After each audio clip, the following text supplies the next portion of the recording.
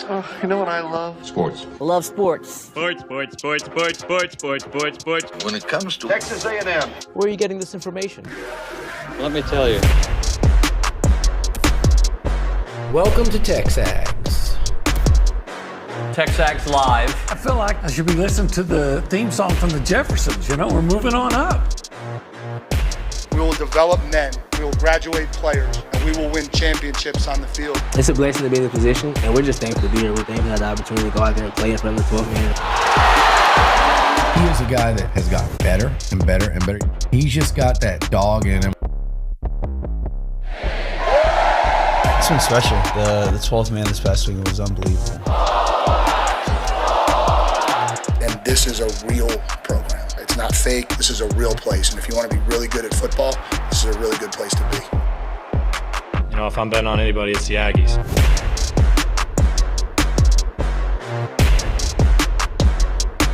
Buchanan. David Nuño. I like the way you pronounce that. Been working on it. Say some more. Hey, Senor David Nuño. Nuño, no, Nuño. Yes, yeah. Those are Niños out there. They are out there. I got a question. The answer is yes, but Okay. Are we allowed, as a Texas A&M media entity, to talk about A&M potentially being a playoff contender? Are we allowed? Are the masses going to allow it? Are we allowed to do it? The Constitution of the United States of America says, yes, we are allowed to do so. Okay. So the reason I'm bringing it up is there are other entities that are bringing it up and giving a case for, a case why not, okay? And they're doing it with all teams, right? But ESPN has Texas A&M as their number 11 team, potentially, who could make the college football playoffs. That's their like power rankings. Right? Yeah. Or index or whatever. And it has A&M. I don't know if you know this. They went 8-5 last year. Yes, I did. I did know. ESPN bet odds to win a national title at plus 4,000. Okay. CFP ranking history, 24 appearances, highest at number 4. Hey, does that mean if I put $1 on the Aggies and they win it, I win $4,000? That sounds pretty good, right? I may put $5 in there. Yeah. Yeah. Do 5 for me, too, right. while you're at it. Yeah. Well, if I did it for you and it came in, I'd just take it all. But okay. So ESPN, I would lie to me. No, I didn't do it. There's the other one I did. I forgot.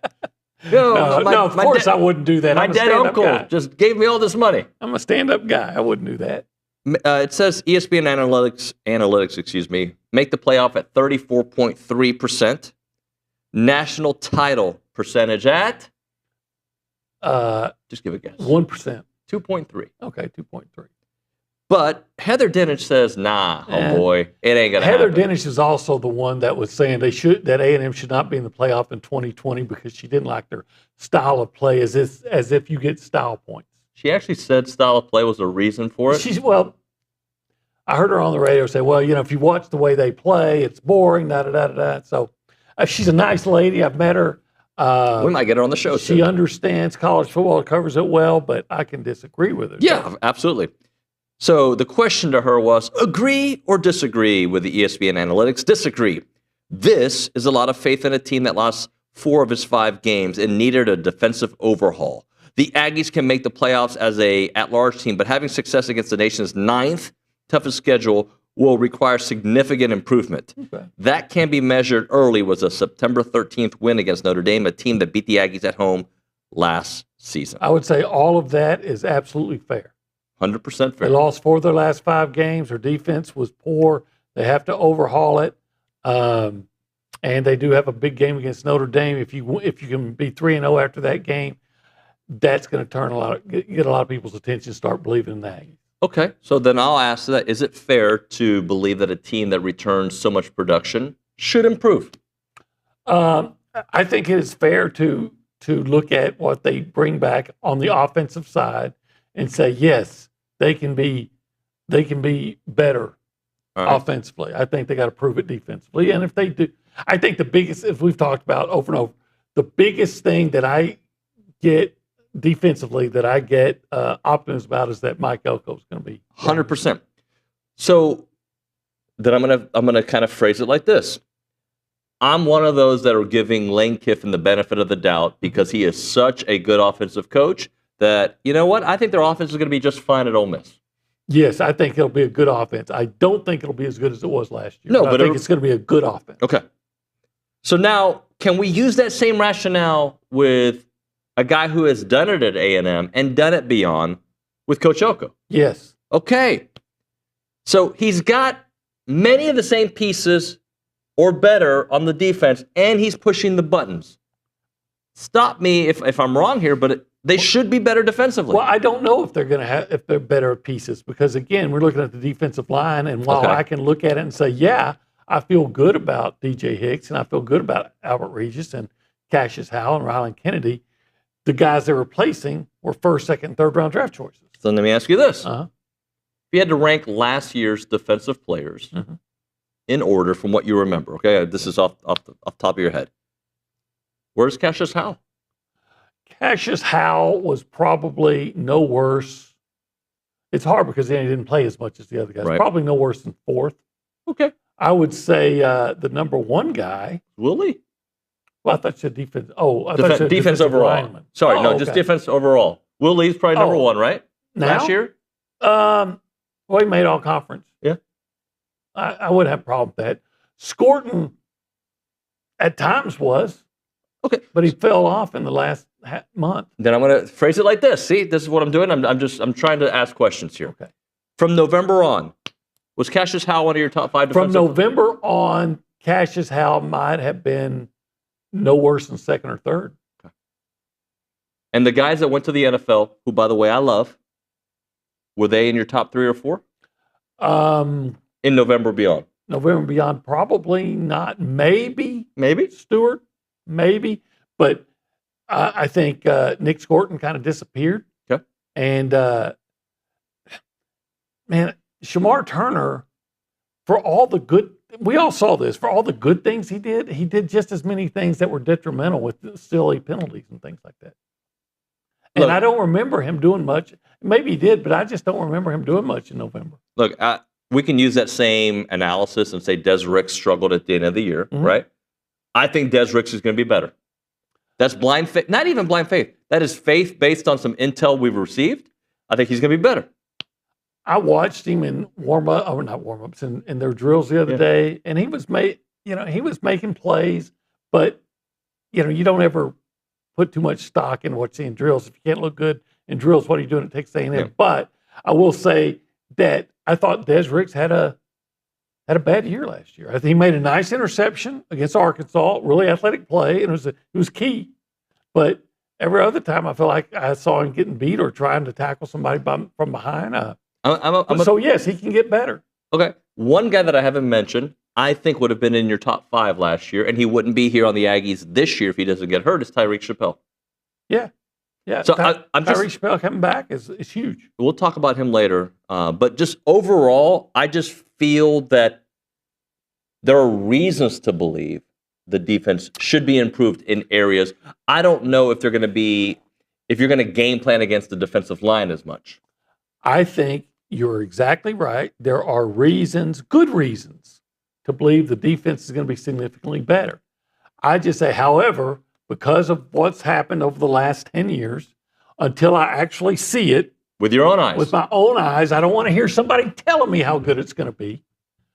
Because I've heard that before. Yeah. Hey, this guy's doing this. This guy's doing it. It's like great, and then they don't. Until I see it, trust your own eyes. Don't trust anything else. Until I see it with my own eyes, I'm going to have a certain amount of apprehension. 100%. Now, I am not asking these questions because I think the Aggies are going to make the college football playoffs. I'm actually one of those who think they might be improved from last year and have a similar record. Well, if they're 9-3, that's similar and improved, right? And if they're 8-4? And if they're 8-4, well, that's similar, and maybe they're improved. But I don't, I don't think you ever at this point. And I know it's only Elko's second year, and I have a lot of faith in him. At one time, I had a lot of faith in Jimbo, but I think he's more driven than Jimbo. By the way, I don't think he's driven by Cash as much. Maybe by Cassius Howell. Yeah, Cassius, driven by Cassius. Good, I like that. Where was I going with that? I don't know. I have a lot of faith in Elko, but you got to get out of. And I know it's only a second year. You got to get out of the 8-4 rut. It's become a joke about A&M and 8-4. It has. But in the 2020s, okay, it's only 5 years, right? They've been 8-4 twice. Yeah, but one time they were 7-6? 7-5. So that 7-6, yeah. So that's even worse. Yeah. Um, And they were 5-7 one year. yeah. And they were 8-4 one year where they didn't go to the bowl game. See, if anything should have been indication that Jimbo Fisher was getting lazy or stuff, whatever, it was that he didn't go to that bowl game at 8-4. Now, did he have a quarterback? Probably not. But the point is that unless every coach I've ever talked to, you've talked to, is just lying through their teeth. Yeah. Every last one of them will talk about how important it is to get those extra 15 practices in the bowl week. How important it's so vital for not just the bowl game, but for the next season. And he sacrificed it because he's afraid he might lose a game. I think they had a few practices though. Didn't they cancel maybe a week before, or how? No, I think they did. No, I don't. I think double check that. I'm pretty sure they had some practices. Maybe they did, but yeah. But look, if 15 practices are that important, then get your 15 practices. Yeah. Well, let's give you a little bit more information from ESPN here. It says the toughest test is obviously November 29th against Texas. It gives Texas an 80.4 chance to win that Friday night rivalry game in Austin. But if the Aggies pull the upset, they might be able to claim a win against the eventual SEC champs. How about this? Wait. So they're already saying Texas. They're already saying it. Yeah. Huh. How about this? If A&M beats Texas, it's because maybe A&M's having that season that we're talking about. Maybe it's not the 5-7 year where you beat LSU. Maybe it's that 9-1 season. Huh. Oh, the event. They're already saying the eventual SEC champs. They might be able to claim a win against the eventual SEC champs. What if A&M gets to the SEC and win? Yeah, they can't beat themselves, even though they've done it before. If you know what I mean. I think potential would have been a better word. Potential would have. But eventual doesn't really... Or even projected. Projected, there you go. What the committee will like. You want to know what the committee... I don't really care what the committee likes. I just want them to like me. They're going to like brand names. They've proven that. Marquee road wins. Okay. And we know the games that they have to win. Right? You got to win those games. You got to win a lot of games. You got to win them all, OB. Well, you don't necessarily have to win them all. I think you got to win a lot of them. If you're A&M, you got to... you got to win. If you're A&M, yeah. Because you got to win 96% of your games. Brand names we've seen over and over. That's why I hate committees. They're going to be influenced by that. Had A&M done the very same thing, say Ohio State, didn't have Ohio State have 2 losses last year? They sure did. And A&M probably would. Oregon early and then Michigan late. Yeah. They'd say, oh, no, A&M, they can't get in. They don't play an exciting enough style of football. Their style is boring. A 10-2 A&M team is in, right? I would think so. Regardless of the losses? I think it depends on how many other 10-2 teams are out there and who are they. Can you imagine how insufferable we'd be if A&M's 10-2 and doesn't get invited to the playoffs? Hey, I know it was a different situation and not as many teams, but Florida State was undefeated and didn't get in. Yeah. By the way, this is TexAgs Live. This is TexAgs Live. We are presented by David Gardner's Jewelers. We are. We're in the Rollo Insurance Studio. All around us. This is the Go Hour presented by the Warehouse at CC Creations. And we are currently hanging out in the holistic planning cool zone. It's so cool here. It is actually kind of cool right now. Cool. Yeah. I like it. I like the way it feels. Uh-huh. Yeah.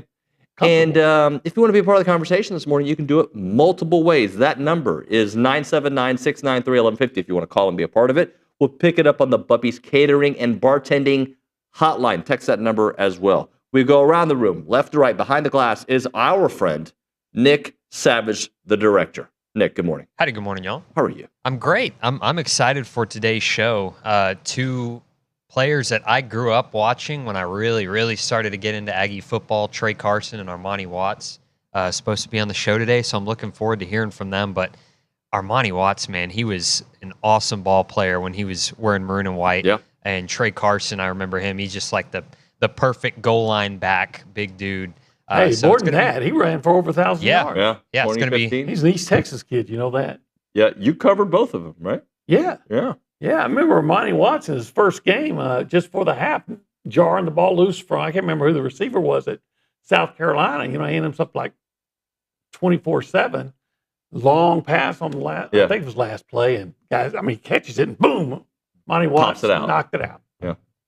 I'm looking forward to talking to both of them. This offseason has allowed us to talk to a lot of former players, so we'll continue that trend all week long. Good. Let's, anything else, Nick, do you wanted to say? No, that's it. That's it. Yeah, that's it. Okay. The man in black, Nick Savage, here on TexAgs Live. We go to the Angry Elephant News and Social Center. Reese Nygren, hello. Good morning. How are y'all? How are you, buddy? I'm doing pretty good. You do some research for us? I did do some research. So Texas A&M did hold a few practices before canceling the bowl game. They practiced and then they went to virtual meetings and then ultimately. Oh, so they only had a couple. Yeah. Yeah. I figured it was only a little bit. Let's get some. We were talking about this chances to make the playoffs. You've got a couple other teams to present to us. You want to kind of throw some and we'll chit-chat about them? Yeah, so obviously at the front of the list is the team in Austin with an 84% chance to make the playoffs and a 24% chance to win the national title. Number two is... Let me pause you there. Okay. OB. Yeah. Texas has had 2 excellent seasons, right? Mm-hmm. Have they reached that level that it doesn't matter who the quarterback is, it doesn't matter, we turn the page, they're going to continue doing what we do?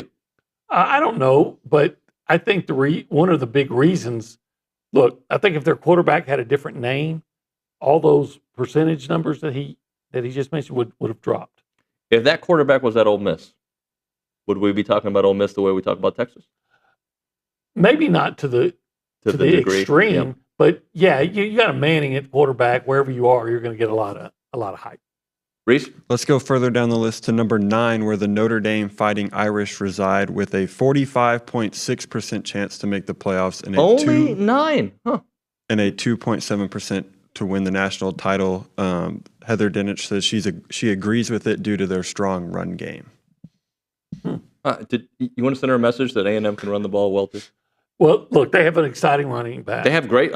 He might be the best running back in college football. He might be. He may be. I think it's fair when you're looking at Notre Dame to question or to have questions about their quarterback / passing game because he's brand new. Yep. And I think it's fair to have some questions about their defense. Yep. Because I heard last year how great the defense was and how great Riley Mills was and Howard Cross the third or junior, whichever one he was, in the defensive line. Jack Kaiser at linebacker. Benjamin Morrison. What was the other kid's name? The safety that was Xavier Watts. Yep. And so if those guys were that great, I'm not saying the next guys aren't good. They probably are.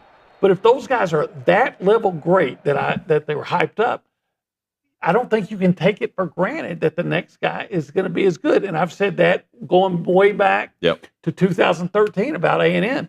If Luke Jokel and Patrick Lewis were that great, like we hyped them up to be, we can't just say the next guys are going to be as good. So that's not just a shot at Notre Dame. It's just the way it typically is. Now, sometimes you're Oklahoma State and you lose an All-American running back, Thurman Thomas, and you say the next guy's going to be better. Yeah, sure he is. And it turns out Barry Sanders is better. Yeah. But that doesn't happen as often. Where's LSU on that list? I was going to get to their number 13, 2 spots below Texas A&M. Below A&M. That's interesting. I think I might like this FPI. They have a 30% chance to make the playoffs, and Heather Dinich says she disagrees, saying this is the deepest, most complete team Brian Kelly has had at LSU. So she believes that LSU will make the playoffs. How do we know that? Because the coach said it? I guess. Yeah, but last year at SEC Media Days, because he did say it this year, but last year he said, well, it's the third year. My teams are always great in the third year. Did she write? I wonder what she said last year. And they were good. Yeah. And I think this LSU team might be about the same. I know they're going to be better on the defensive line, but they're not going to be as good on the offensive line. And wide receivers? Wide receivers, they'll still be really good. Yeah, but I love Aaron Anderson, by the way. Wish he played for A&M. He's a lightning bolt. But they had him last year. Now they brought in the kid from Oklahoma and a guy Kentucky. But one of their receivers, C.J. Daniels, left for Miami, and another one was finished their best wideout, arguably, Lacey, had completed his eligibility. Yeah. So are they really better at receiver? I don't know. I'm saying they're good. Yeah. I'm just. I don't know if receiver. Let me see how I want to phrase it. I don't know if better is the right way to phrase it when it comes to receiver. I think they're going to be fine at receiver. Yeah. But I do have questions about some of the other areas. The offensive line, that's when I'm like, you got to prove it to me that you're going to be able to do that again. Yeah, they say, and when I say they, I'm talking about my son. They say that they're going to be better running the football because of. Are they going to be committed to running the football though? I don't know, but they're saying better because they brought in these new guys. I said, yeah, but the last guys were all drafted and not like they're not like Mr. Irrelevant drafted. And then they say they're going to be better stopping the run, and maybe they are. And homeless kind of because the guys they brought in for the transfer portal, but maybe they are. But let's wait and see. All right, I'm going to allow you to pick the college football playoffs barbecue champions. Oh man, do I got to come up with 12? No, you just come up with one. The champions. I know who I'm going to. Oh, okay. I know. I was going to say I know who I'm going to put as the top seed. Okay, it's going to be 17-75. And are they going to run away with it? Well, this is Texas, right? Yeah. So there's a lot of great barbecue. So you're saying it's the SEC of barbecue? It's the SEC of barbecue. And they're the Nick Saban Bamas? Yeah, they are. Yeah. Yeah. See what I did there? Yeah, I didn't really actually do that much when you think about it. It was 1770 Saban. Sorry. Barbecue. We won't be able to go. Okay. Hey, you know what? If Saban had come to be the coach here, everybody would love it. This is true. So I like that. The SEC of barbecue. The SEC of barbecue. Go check them out. 1775txbbq.com. Call them up. 979-492-6241. It is what? It's good. It's 1775, and it's good. Yeah. Yeah. Bye.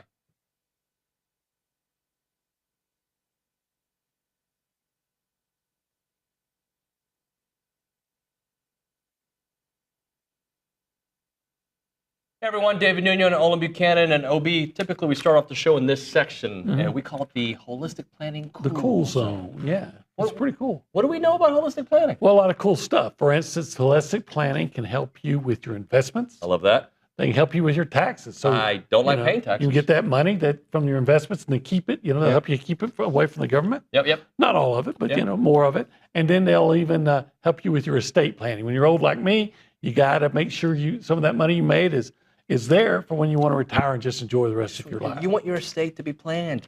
But they also do something else. Yeah, well, if you are, like, say, a sports fan, and you've always wanted to... Everybody watching us, right? Yeah. And you want to always dream of being an owner, well, in a certain way you can, because they will broker the deal for you to invest in pro sports. Yeah, what you need to do is check out investinprosports.com. That's where you can get all the information if you want to invest in a team. I don't know what team. He'd probably try to buy the Cowboys. I'd try to buy a lot of the Houston teams. Whatever it may be, investinprosports.com. It is holistic planning, and we love hanging out at the Holistic Planning Cool Zone.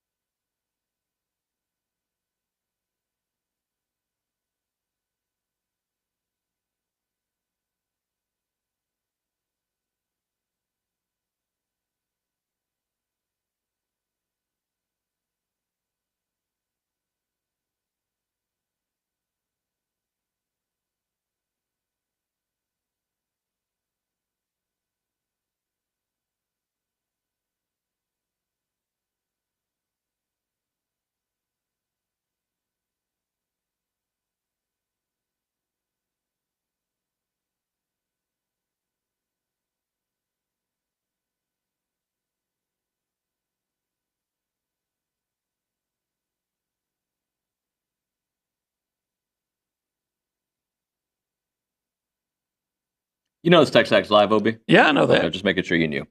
Did you know it's time for 25 and 25, presented by La Casa Tequila? La Casa Tequila. Raised in Aggieland, rooted in the SEC. I didn't tell you who number 15 is. No, I don't know. Yeah, so this is going to be off the dome. But I'm going to tell you this. I said in the first segment, more on him shortly. Do you remember who I said that about? Tariq Chappelle? Bam! Look at that memory, old man. Like a steel trap. Let me just say this line and then you take over. Okay. I remember when the injury happened and how concerned everybody was about what that meant for the defense. Take it away. Tariq Chappelle's a good player. He's been up until last year, even I guess some of last year, starter since his freshman year. Mm-hmm. That was a defense that had coverage issues. And one of the reasons that there was coverage issues is because you didn't have Tariq Chappelle back. The fact that Tariq Chappelle is back healthy immediately makes your secondary in particular and your defense overall better. You talk about defensive improvement, boom, you got it. All right, here's a couple of notes on him, and then we'll move on. We'll have a lot more with Billy Liucci later. Career tackles, 106, 2 interceptions, 23 pass deflections. Made 8 starts as a true freshman, earned SEC Coaches All-Freshman Team, had 8 pass breakups and 22, ranked top 10 in the SEC, finished in the top 5 in the SEC with 9 breakups as a freshman. Basically, what we're saying is this guy plays at a very high level when he plays. Yeah, again, you want defensive improvement, you're better. You just got better. As soon as Tariq Chappelle was healthy enough to play, you're better. Now, you want to keep getting even better beyond that, but that makes you better. Yep. Let's go back to the angry elephant news on Social Censor. Why do I sound like a 1950s reporter when I do that? I don't know. Do you know what a 1950s reporter sounds like? That. Okay, good. Just making sure. Good answer. That was a very good answer. I know you actually prepared some stuff today other than reading Heather's work. So what do you have for us this morning? So the Texas A&M special teams had 2 players make preseason watch lists, with Randy Bond earning the Lou Gorza Award preseason watch list nomination. The senior kicker is one of 30 nominees, looking to become the first Aggie since Randy Bullock in 2011 to win the award. And Tyler White was named to the Ray Guy Award preseason watch list. White pinned 25 punts inside the 20-yard line, including 5 inside the 10, and is looking to be the first Aggie since Braden Mann in 2018 to win the award. Special teams is another area that I don't think discuss enough, and I know why we don't talk about it. It's not a sexy topic, but until it sucks. Yeah, right? well, it can be sexy. Okay. Yeah, you got Christian Kirk back there to return a kick, or Nia Smith. I mean, A&M has been Can I interest you in Terry Bussey? Well, that's what I was going to say. A&M has been blessed with good kick returners. Yep. Devon Achane, you remember one against Alabama that he brought back kickoff? Mm-hmm. Yeah, I remember that. A&M's been very blessed in that area, and hopefully that blessing will continue with our man, Terry Bussey. But Tyler White, I think Tyler White's a potential All-American. He's a potential. I think of all the guys, as I've said this before, of all the guys on the roster with a chance to win the whatever national award is tied to their position, I think Tyler White has the best chance. Tyler White has a chance. Do me a favor, Niger. Why don't you look up the last 10 seasons of A&M's win-loss record? Because I think I'll tie it into this comment from Calvin just to see how we feel about it. We're going to win about 81 games in the last 10 years. But this, add it up too. Calvin 1 says, let's face it. Okay. We're facing it. This is the super chat, by the way. The last decade has been rough, save the COVID 9-1 season. Rough, to me, rough is some of those years where 8-4 is considered a good year. Oh, that's rough. Yeah, we've been through that. Not good enough. How about that? It's been. You know what it is? It's a cheese pizza. It's good. It's good. But it's not exciting. But is it good? Okay, let me ask you this. Okay, I'm going to ask her today. You get a cheese pizza at a super expensive restaurant that is good, you're disappointed. You get a good cheese pizza at a place that you didn't expect to get a good cheese pizza from. You're like, that was really good. It's in all how it's presented. And you look at the resources and what we expect from our programs, it's not good enough. Oh, it's not good enough. You know, I need some pepperoni. I need some mushrooms. Are you an anchovies guy? No. Okay. No. But But if you are, you're not getting it right now or the last decade, except maybe that 1 year. You know, great 1 year. Yeah, you put the anchovies. Maybe that's one that made everybody sick. The anchovies. So, did you do the math, or are you still doing it? They are 77 and 48 since 2015. Not even up to the 8 wins. So it's a cheese pizza. Is it from a school cafeteria? The square ones? Yeah, the square one that looks like cardboard. I used to love that one, especially considering what it could have been, right? Calvin says, should I use the term disappointing, especially from the Aggie? Oh, absolutely. Now, sometimes I'll like the reset. Was last year disappointing, or was last year a disappointing finish? Yeah, disappointing. If you had, the reason how it come as disappointing is because the expectations rose going into November. And A&M hadn't been good in November typically for a lot of coaches. Yeah. And I can't figure that out. But if we were talking this time last year, and if someone could say A&M is going to win 8 games, and they're going to go into, with a first-year coach, you'd probably say, okay, that's improvement. And so I don't know if you could be disappointed if you meet expectations. And I think last year 8 wins to beginning of the year would have met and maybe in some minds exceeded expectations. Let's hit a break. I see that Reese is doing a lot of math over there. When we come back on TexAgs Live, I hope we don't continue on this topic, but you never know. I got some other stuff planned for us as well. We're going to go a little deeper on Notre Dame. Okay? All right. There's some info out there about them. All right, let's talk Rollo Insurance. Insurance decisions shouldn't be made in 15 minutes or less. You want your agent to, maybe sometimes you want it done in 5 seconds because your agent knows you so well, but sometimes you want those relationships to kind of really explore the several options that you have, and that's what Rollo Insurance does. They build lasting relationships through education, helping you understand what you're buying and why you're buying it with expertise in everything from home and auto to business to specialty coverage to their independent agents provide a tailored approach to your specific needs. They take time to explain those policies in plain language, and this approach empowers you to make informed decisions. Many clients discovered that they have better protection at competitive rates because they finally understand their options, and that's because the Rollo Insurance guys will take care of it for you. Experience the difference at any of their 60-plus locations around the state of Texas, but also their headquarters right here in College Station. Visit them up, rolloinsurance.com/TexAgs, rolloinsurance.com/TexAgs, 888-44-ROLLO, that is 888-44-ROLLO.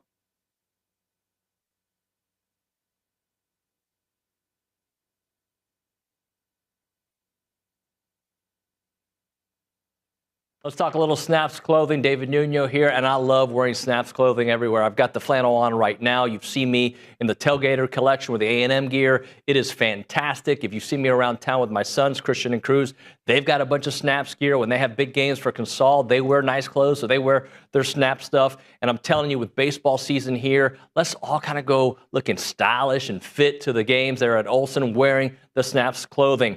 As a reminder, they are the only official licensed Texas A&M Pearl Snaps maker out there. Their Tailgater collection is built for game day with breathable, moisture-wicking fabrics to keep you comfortable while you rep your Aggies in style. Now, whether you're watching the game from home or maybe you're in attendance, you're tailgating, whatever it may be, you got to make sure you head to snapsclothing.com to see everything they have to offer. It is fashionable, it is awesome, and you're going to love it.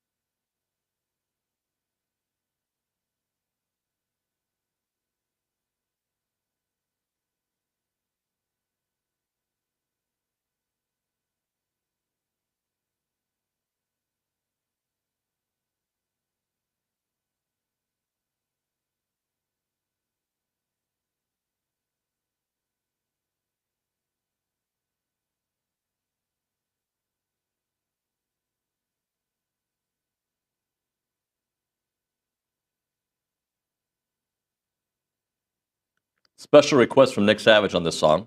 Yeah. Nick, why did you request this? And why did we only get 2.2 Because that seconds? riff that intro is just so great. It's awesome. What song was that? White Snake. I don't know. Snake. Is This Love by White Is Snake? This Love? Yeah. White Snake. Yeah. Why would that be the name of your band? I don't know. Is there a reason behind it, Nick? Do we know why they call themselves the White Snake? What you're laughing like? Maybe I shouldn't be asking this. There's like a bad reason. Why are you laughing? Oh, yeah. Should I have not asked? I'm sorry. Only Olin's allowed to make jokes like this. I'm not going to go there. I said nothing. I know you didn't. I did not mean it like that. I wanted to set up a joke, but I'm not going to say anything. Oh my gosh. Let me just fix the show. TexAgs Live. Presented by David Gardner. Rollo Insurance Studio. Go Hour. Presented by the Warehouse at CC Creations. What? You know, that is a perfect example of what goes on around here. We have so many people have these thoughts, and they always project them onto me. I'm just sitting here, looking like, oh, White Snake, okay. But it sounds like I was in on the joke when I say, hey, what is a white snake? And like, I wasn't joking. I was actually asking the name. Is there a meaning? Thanks for the research, Reese. You did great last segment. Like, hey, I did math in 2.2 seconds. I'm sorry. But the time I asked a question about a band, you know why they call them Survivor? No. Because they're still alive. Yeah. I looked up your Duran Duran information that one time. This is true. But what have you done for me today? This segment. Anywho. I can help you. Can we talk about something that came up last segment? Yeah. Okay. I made a comment. Last segment or first segment? I Today, believe it was the first segment. I said they might be better and have a similar record. Yes. Okay. Similar record does not necessarily mean 8-4, but it probably does. It could mean 9-3. Right. Okay. And well, let's go to the Angry Elephant News and Social Center because Brandon is confused by my verbiage. Yeah. Brandon said, Nuño thinks the Aggies can finish the season with roughly the same record and, quote, be better. I struggle to understand that. The only argument he could make is that we are playing tough games on the road, but if we are still losing all the tough games on the road, are we really getting better? First off, the only argument I can make, you made it for me. That's an argument. It is a point. I didn't say it was, factual. I'm saying you could make the point. And OB, I know you've got the answer to it all. How could they be better in that scenario than they were last year by a similar record?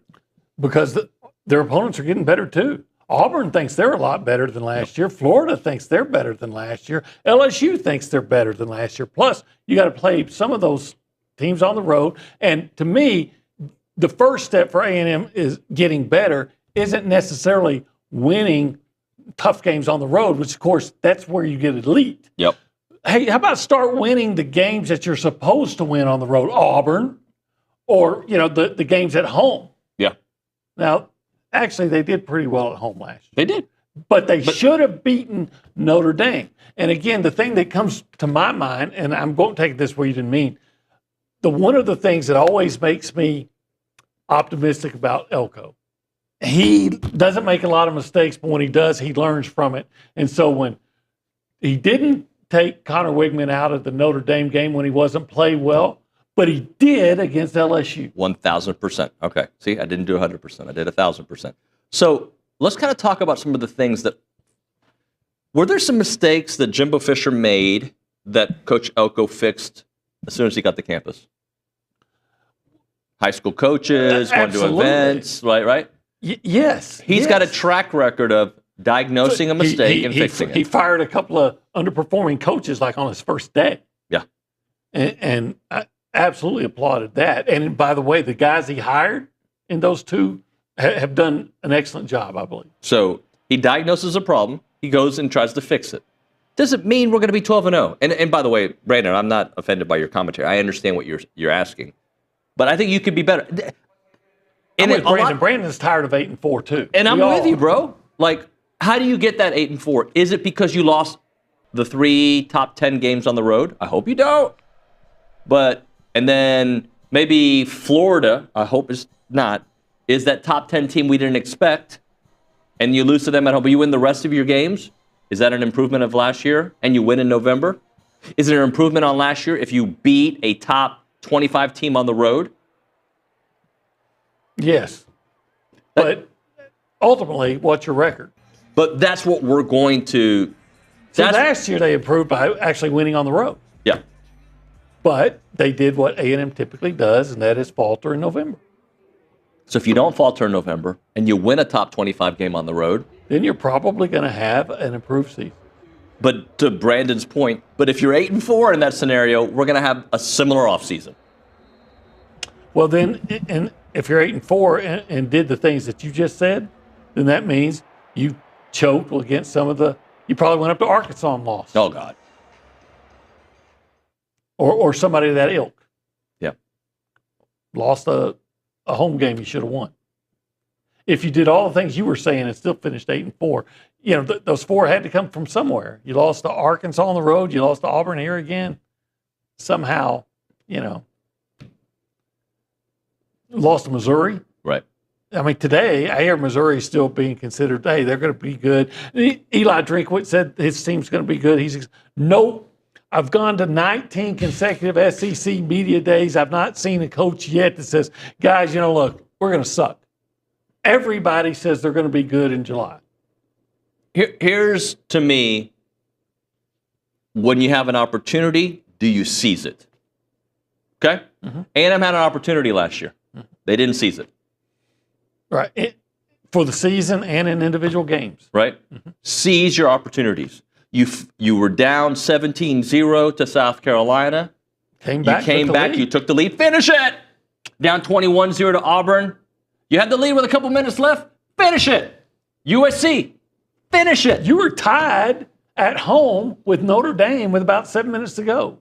Maybe not exactly, but I think you were tied in the fourth quarter or you were, and I believe they scored with I don't know. I think they went up 17-10 with 3 or 4 minutes left.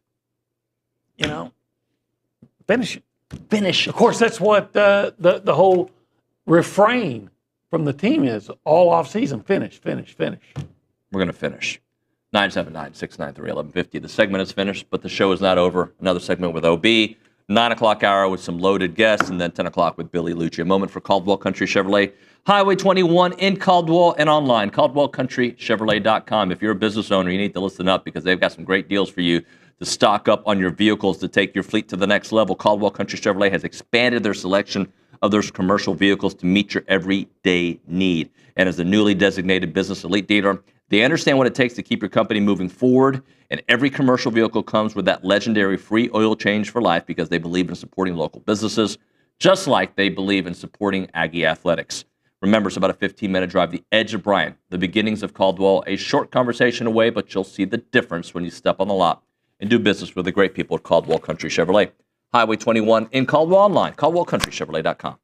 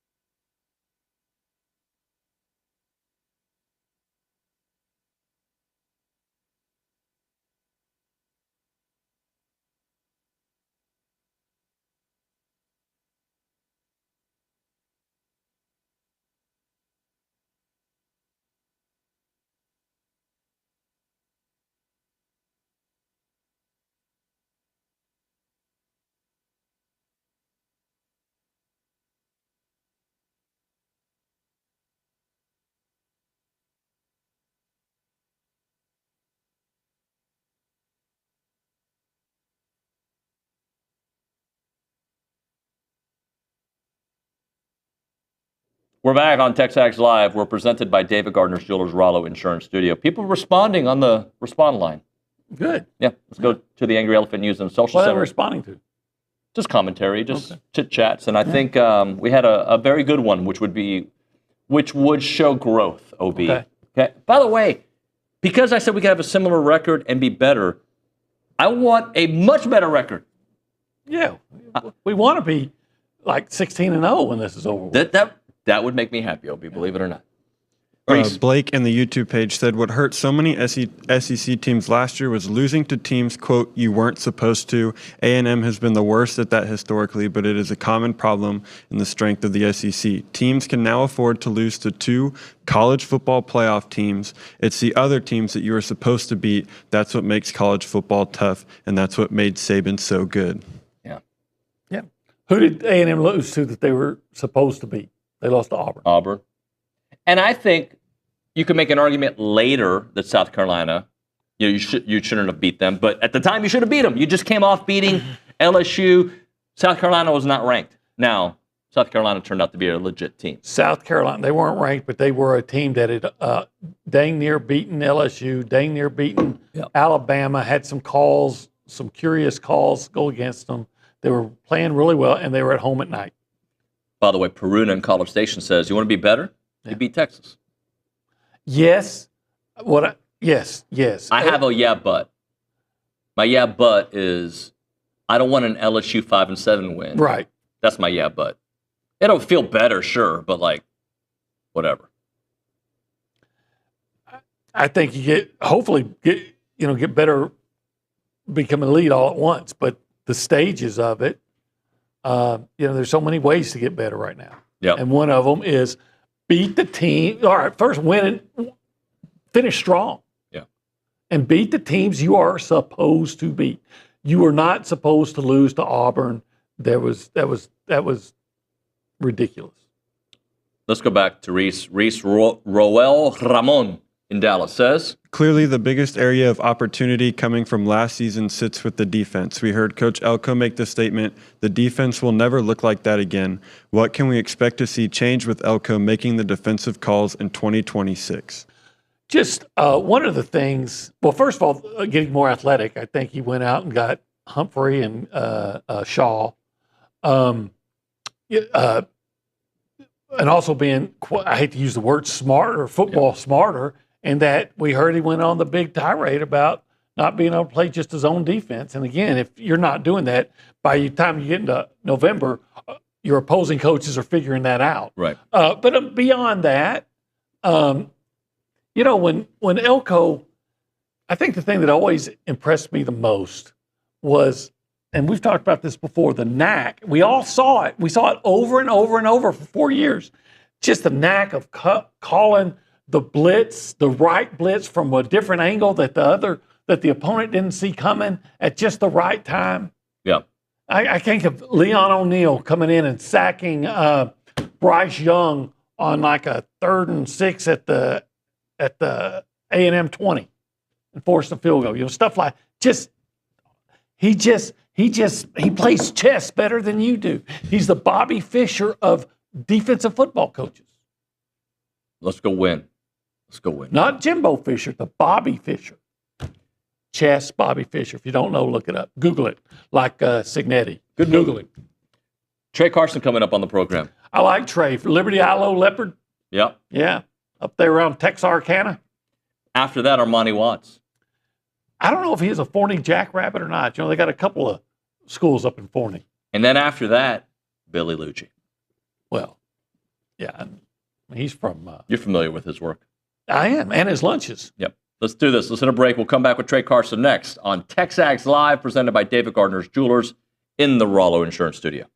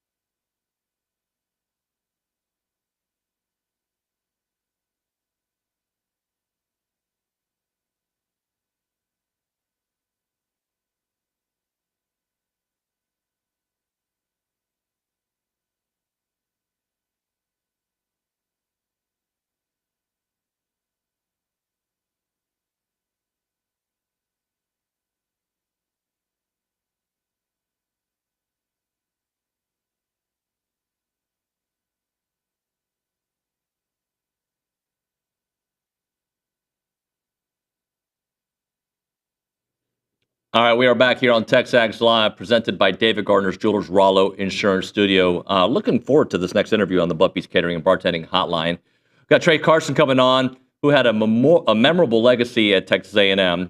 The first SEC era rusher to eclipse over 1,000 yards when he was at Texas A&M. Multiple stops in the NFL, and he's joining us now here on the program. Tra, what's up, man? How you doing? What's up? How you doing? I'm good. I'm glad to be here. Thank you, man. I appreciate you joining the show. So catch us up on life. What are you doing these days? Right now, I'm the offensive coordinator in New Boston High School. I'm a coach. I'm a dad. I'm a father. So just, living life. Living life, man. Yeah, congratulations on all that. Let's start things off with just kind of going back to the beginnings of Texas A&M and the why behind it.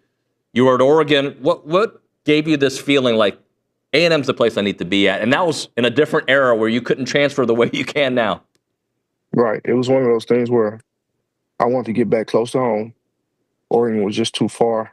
And so Sumner was coming in and A&M was going to the SEC, and I wanted to be a part of that change. So it was a decision that I made and ended up being the best decision for me, I feel like. So what about A&M? What was it about the culture? What was it about the town? What was it about this community that made it like, yeah, I need to be here? Man, just the family aspect of it. It just felt like home when I got there. Sumlin and McKinney and, Kingsbury at the time, all those guys just made me feel right at home. And the players, they were opening arms to me because I was from Texas. So a lot of the guys already knew of me or heard of me. So they just welcomed me with open arms, and it just felt like home. So I just, I knew I was coming there as soon as I took my visit. How important is that? And I just kind of want you to think about athletes today, right? Like when they're considering where they're going to go, thinking of it, this is a home for you for the next 2, 3, 4 years of it being a home, as opposed to it's a place I can maybe play right away, or it's a place that might give me the best NIL opportunity.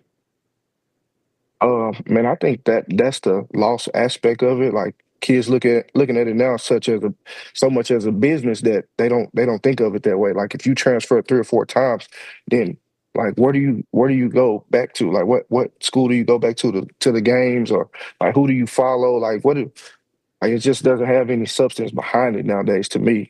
So I think that's the difference. Like when you can find a place that's going to welcome you back. And everyone, if I wear my A&M stuff, it's, I don't care if they've never seen me before, if they know, like, people's going to give you the gig 'em or howdy, or, it's just that feeling that it's hard to explain. It's hard to explain. Joe, when you talk to your players, do they recognize like your place in Aggie history and just the kind of beast that you were? Luckily, I kind of grew up in the YouTube era, so you can go right on YouTube and look it up, and go to Google and kind of search my name and stuff will pop up. So that's the beauty of it. It's not all barbershop talk. Like when I was a kid, somebody's talking in the barbershop, man, I used to do this and do that, and I don't really have to do that anymore. It's just if you heard that I played, then you can Google it or YouTube it and see it for yourself. So that's the beauty of the era that I grew up in. So. What was your favorite memory on the field at A&M? Favorite memory on the field? I guess the moment that I eclipsed 1,000 yards, I think it was against LSU, because no running back had done it in the SEC that far, and we've had some good talent there before I ended up taking over. Manziel had been the only one, and he was a quarterback. And no other running back had did it. So that was a moment for me that, coming from a small country town like Texarkana, and you come in a room full of guys from big cities, 5 stars, and to know that I was the first one to do it in the SEC, I guess that was my special moment at A&M to me. Let's talk about those first couple years at A&M, 2012, where you get to watch just the explosion of Aggie football, the Johnny, the Mike, the Ryan Swope era. Just kind of talk about sitting and watching that, and then being a part of the next version of it. And that was the hardest year of my life, because I guess from the time you start playing football, you don't stop until you got to sit out or red shirt. So that was the hardest year of my life. But being a part of that, just being on scout team every day, pushing those guys, getting scout team player of the year, just working on my game and perfecting my craft against, one of the top SEC teams. I feel like molded me for what I end up being. You know, being around Johnny, being around Mike and Christian Michael and Ben Molina and Brandon Williams and all those guys just pushing each other every day and competing every day at a high level kind of mold you to being what you end up being. So that was a special time. That was a special time. Was there a moment that season where you're like, oh yeah, this team can do something special? Was it early? Did it take a while for you? Like, when did you know, okay, we can win this thing? Man, I think the Florida game, even though we lost, like everybody could kind of see the excitement, like the explosiveness of the team, like just like, man, you know, we lost the game, but it's like you could just tell that it was something special, you know, and it was like burning me up on the sideline. Like I wanted in, I wanted part of that. Like I wanted to play bad, you know, but just one of those things, you know. So, but I think the Florida game, I kind of took notice, kind of just like everybody else. You know, you got special guys in there, and you see them every day. And you see, like I'm watching Mike, I'm watching Christian Michael, I'm watching Johnny at practice, and you practicing with those guys, but you just don't know how special they really are until you get to play against the other team's best players, and then you're like, oh, okay, this is what I thought it was. I want to focus more on your career, but one last thing about that 2012 season. How do you think that team could have done in today's era of college football, a 12-team playoff? Man, I think we'd have a chance to win it all. I think we had a chance to win it all. I mean, just week in, week out, you're not going to have anybody that can cover Mike Evans. And Johnny's Johnny. He's super special. And with the O-line that we had and that group of backs and the D-line with DeMontre Moore and, you know, all those guys, like it's just a super special group. And, you know, so I think they would have had a chance to win it all. The Liberty Bowl for you, what a performance against West Virginia, 133 yards, offensive MVP. Just that game, did something feel different before the game? Did it feel different after a particular play? Just kind of take me through that game.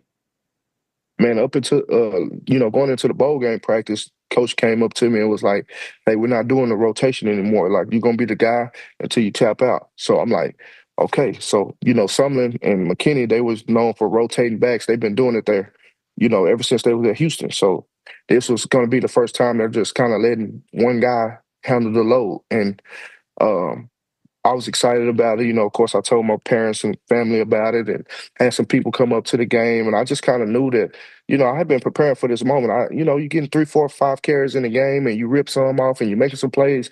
I just knew that I was I was ready for more than what I was getting. So as soon as they told me that, I was like, yeah, I'm gonna put on the show and they're not gonna look back after this.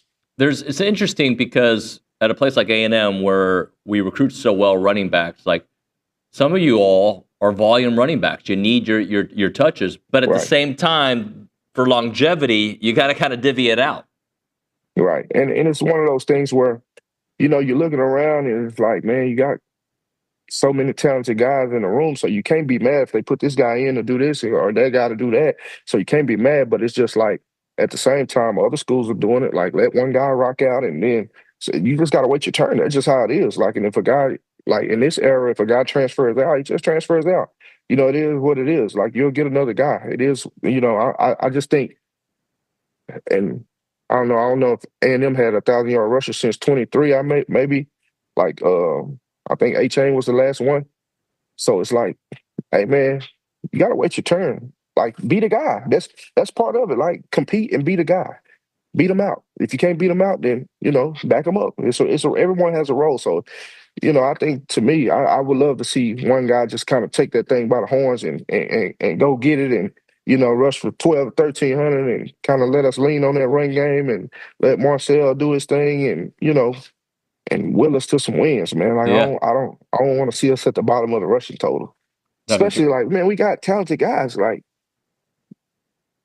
I don't like seeing it.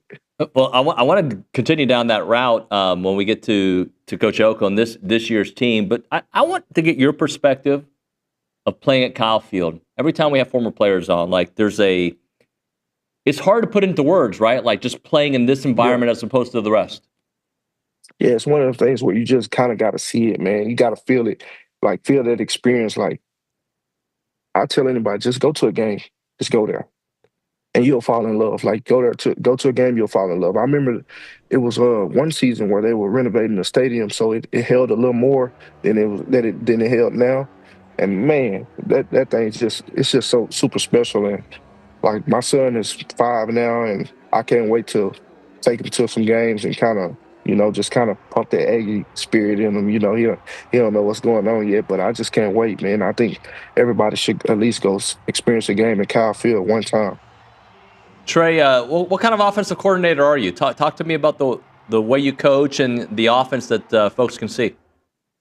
Man, I want explosive. I want to score points, and I want to score a lot of them. So we explosive offense. We're going to run the football, but we're going to also have a vertical passing game and screen game, and so we're multiple. We're going to have formations and shifts and motions, but I want to be explosive. I want to have a bunch of explosive plus 20 runs, and plus 20 passes. What made you want to do the transition to the coaching side? Man, the year I got out of the NFL in 2020, and I took a year off, and I'm just missing the game so much. I'm training kids, I'm doing this, doing that, and it's not scratching my competitive itch because, I'm coaching kids. Like when I'm training them, I'm coaching their skills and, stuff that they can use and apply, but it just wasn't scratching my competitive itch that I needed. So I got into coaching to kind of, scratch that competitive itch, and also to just help guide kids and lead and build better young men in today's society. You have so many kids growing up in single parent households, and a lot of kids need that male figure in their life.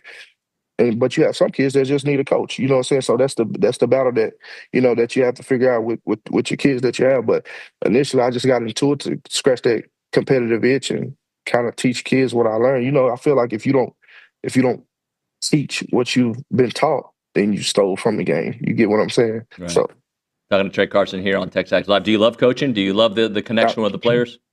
Man, I love it. I love it. I wouldn't rather be doing anything else. I love it. So, talk to me about your time in the NFL. What you learn about yourself? What did you like about it? What were some struggles? I mean, the NFL is just a business. It's a business that, initially when you coming in, you thinking that, like, man, if I just come in and do this and do that, then I'll play. But it's one of those things. It's a tricky business, man. Like if they're paying this guy, and I mean, that's just what the reality of it is. You just, some things are out of your control, And I spent time in Cincinnati in a very talented room with Jeremy Hill and Joe Mixon and Giovanni Bernard and Rex Burkhead and super talented running back room. Kyle Kasky, who's an Aggie, was my running back coach over there. And, the whole time I'm just sitting and learning and just taking it all in and learning how to be a professional and just, I mean, it was great, man. I enjoyed my time in the NFL in Cincinnati and Green Bay and Detroit. I enjoyed my time for sure. All right, let's transition to this year's football team. Coach Elko, what do you think about what he's building here, how he's done it, and maybe some thoughts heading into this year?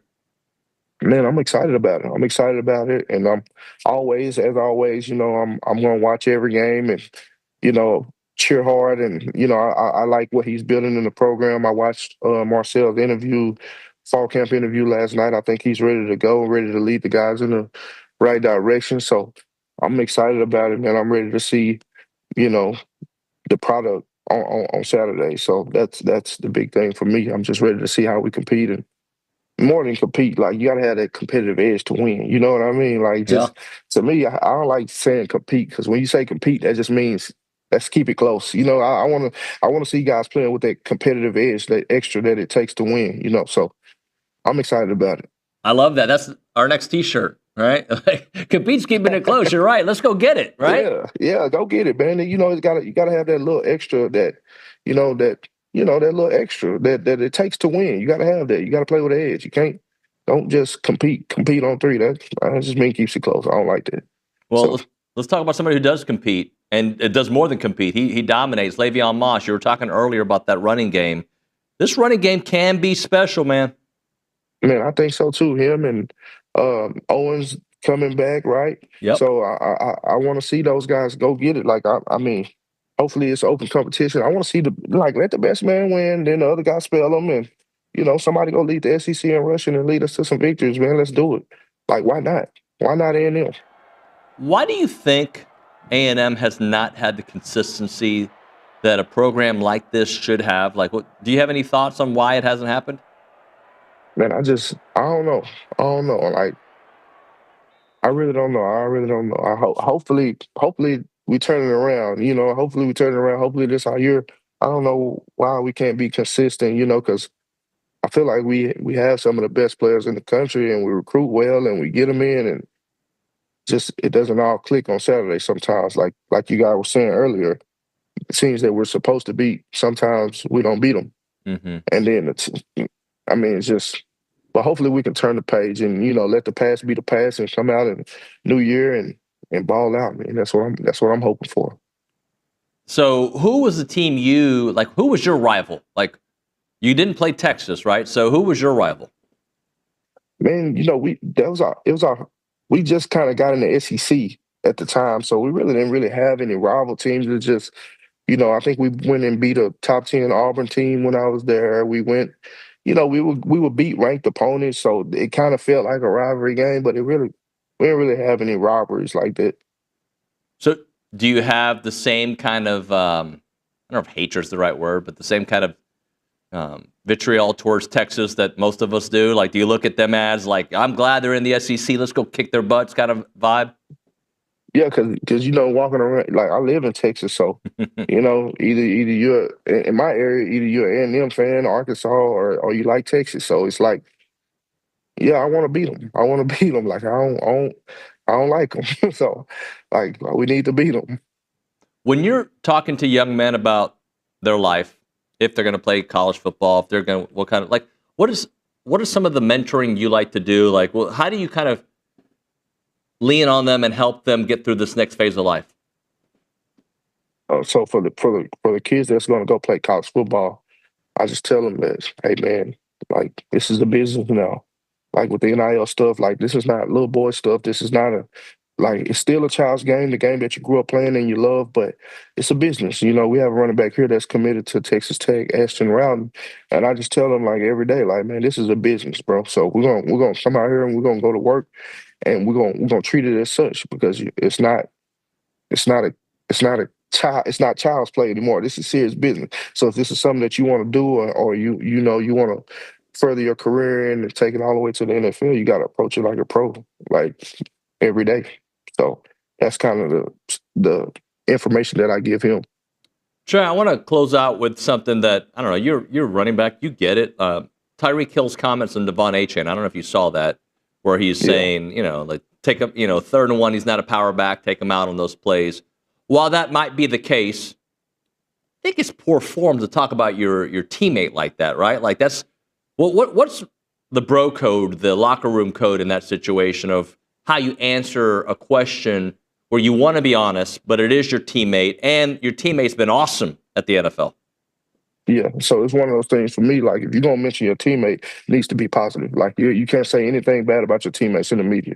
So I saw that come in and I'm like, man, that's weird. Like you don't go in the media and say that. Like I don't know. That's just something you don't say. Even if that's how you truly feel, you know, everyone knows Achane is not the biggest back. And, you know, in short yardage situations, you might do want to go to a bigger back. But if that's my teammate, I'm not going to say that because you saw the emoji that he tweeted, whatever Achane tweeted back at him. Like it obviously made him kind of feel away. So you don't say that about your teammate. Anytime you're going to talk about your teammates in the media, it has to be positive. So that's how I feel. I don't know what Tyreek Hill is doing. Hey, Trey, man, this was a fun conversation. Let's do it again, okay? Okay? Oh yeah, anytime.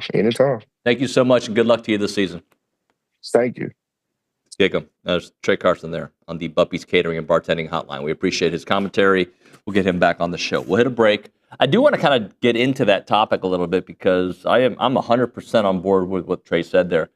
You're going to talk about your teammates. You're going to talk about your colleagues. You're going to talk about, it should be positive, right? If you need to have a conversation with the coaching staff, you have it privately. So we'll get into that. We'll get to your text messages at 979-693-1150 before we talk to Armani Watts. Right now, Milliken Reserve, a farm-to-table community in College Station.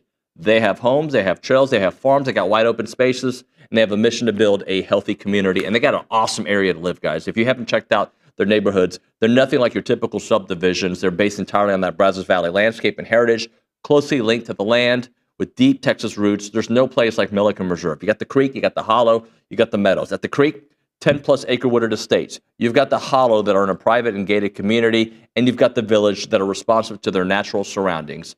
They're rooted in Texas soil, and if it sounds like a place for you, check out the website, millikenreserve.com. Remember, when you go there, go hiking, biking, canoeing, you name it. They've got all the outdoor activities you want to do. millikenreserve.com is the website. Go check it out, Milliken Reserve.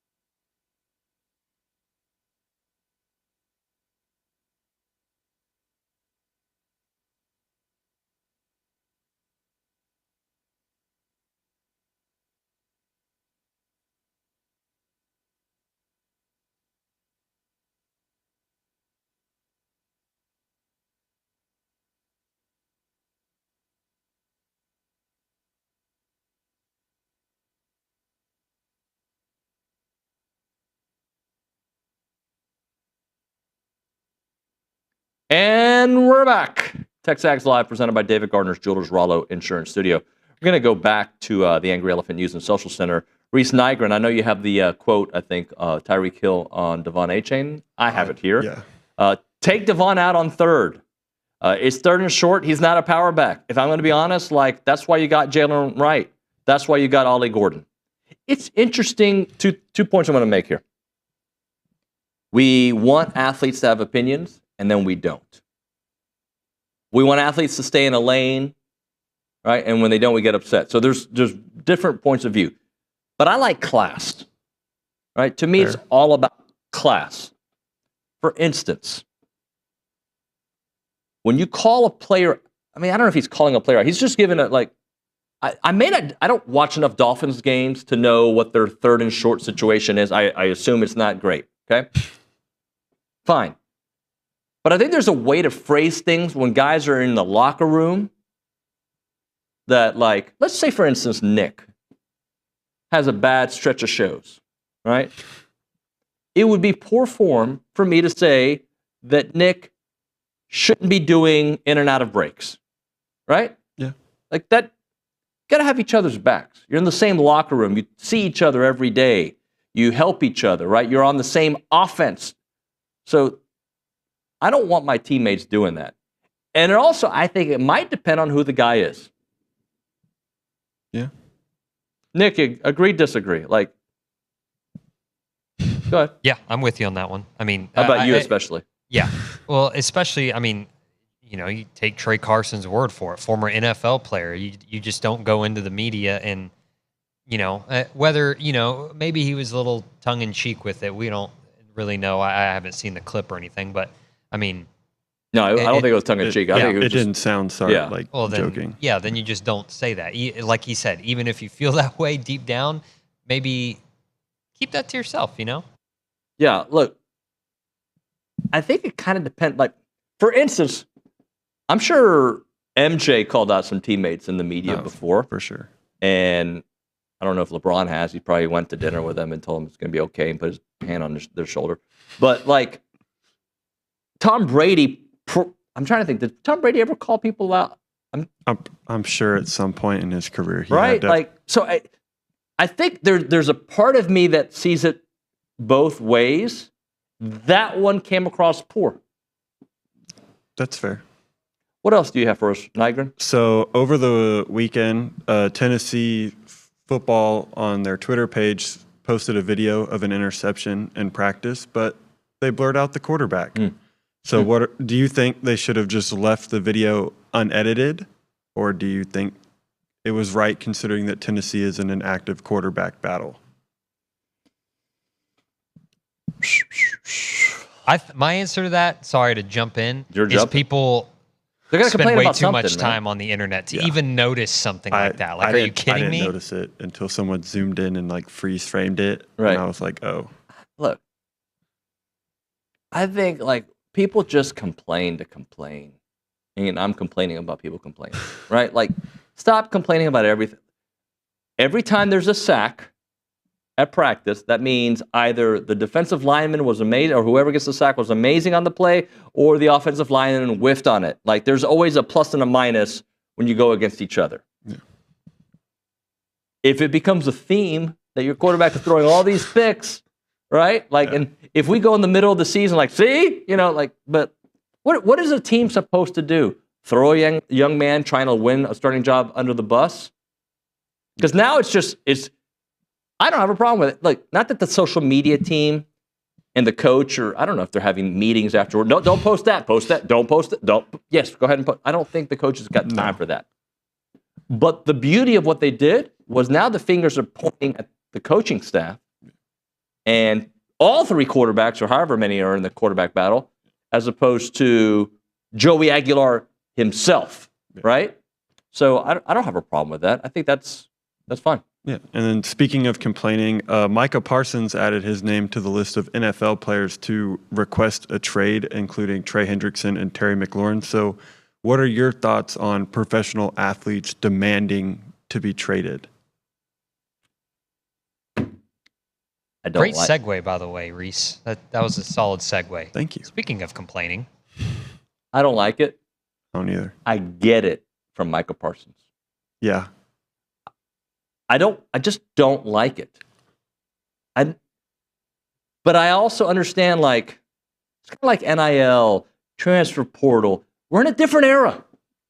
Everybody shoots threes in the NBA every play, right? Like, we're in a different era of sports. It's not my youth. So what we're going through, and by the way, trade demands have been happening forever, right? Like, I don't like it, but it is a negotiation tactic that oftentimes works. Now, explain this to me like I'm 5. Was it Nicki Minaj who tweeted at Jerry Jones? Did I see that? I think it was. And I think Des Bryant responded to it. Why is Nicki Minaj tweeting at Jerry Jones? Is she a big Cowboys fan? Closeted Cowboys fan, Nicki Minaj. Doesn't seem like it's closeted now, right? Nope, not it seems like anymore. he's out. Like, I feel like I saw that. Am I wrong? I didn't see it. Somebody big in the rap community tweeted at Jerry Jones. I thought it was Nicki Minaj. It might have been. Like, I don't know the why behind it, but anyway. Let's do this. Let's hit a break. When we come back on TexAgs Live, you know what we're doing? Interviewing BTTS's intramural teammate Armani Watts. That's correct. Apparently, BTTS, which stands for, nobody knows, played intramural sports with Armani Watts. So that's what we're going to focus our interview on with Armani about, that road to glory. But before that, we'll talk about duck camp. Love me some duck camp, whether you're chasing birds at sunrise, casting lines from the bow, or sweating it out during a scorcher at Kyle Field. Duck camp's got the gear to keep you cool, comfortable, and looking sharp no matter where the day takes you. Yesterday was a hot, sunny day at the soccer fields because my girls were playing in the morning. I was decked out in duck camp.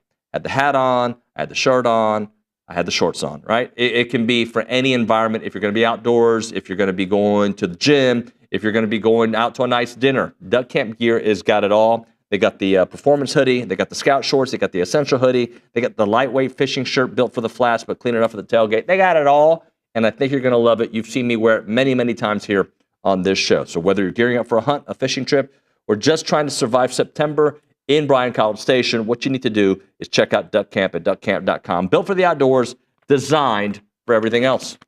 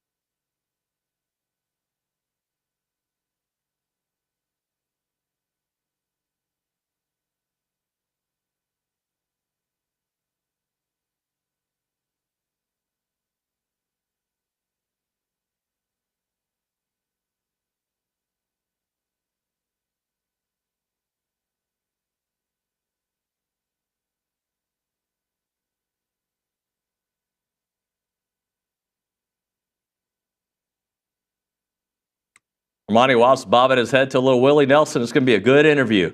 TexAgs, yeah. What's up, man? How are you, Armani? Doing good, doing good. How you doing? Appreciate you guys having me. Thank you so much for joining the show. Let me just remind the folks, this guy was an Aggie, just the spirit of what it is to be an Aggie, was a captain on the team, started as a freshman, a playmaker, did it all. Let's get into it, man. So, Armani, why did you pick A&M back in the day? Like, what was it about this place that made it special for you? Man, I was sold the first day I visited, to be honest. Came junior day, committed, and I was done with the process early, and really what sold me was just the family atmosphere. Coach Sumlin, when I was there, he really didn't sugarcoat nothing to me. He told me I was going to have to work for everything I wanted. The academics was huge, and that was big for my mom. So my mom was sold, I was sold, and I found a home. So I was done my junior year, and after that, that's how it all started. What does A&M mean to you to this day? Like, do you hold it special to your heart, I assume? Oh, yeah, for sure. For sure. Definitely build a lot of relationships, network with people, and just help me become a better man than I am today, to be honest. Just the experiences I had, I tell people I feel like I had the best college experience ever. Like, would change nothing about it from top down, to be honest. So Aggieland's my home, so I'm Aggie through and through. We had Tra Carson on the show earlier. Just any memories of you guys going out at practice?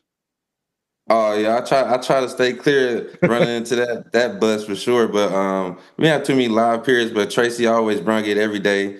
Competed. That's why practices were at a high level.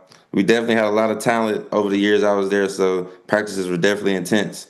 Who took you under their wing and like kind of taught you the way, if you will? I say it was a couple guys. Like Tracy's one of them. Devontae Harris, Edward Pope, a lot of older guys that were there when I was there. Even coming back, Mike Evans, he would give guys hints, little things to think about, stuff he's seen in the league and how he attacked things, and just I feel like it was a whole bunch of guys that always come back or that was always there, just being a brother. To be honest, there's never really any bad apples in the locker room, like as far as teammates. So I feel like it was a real strong unit.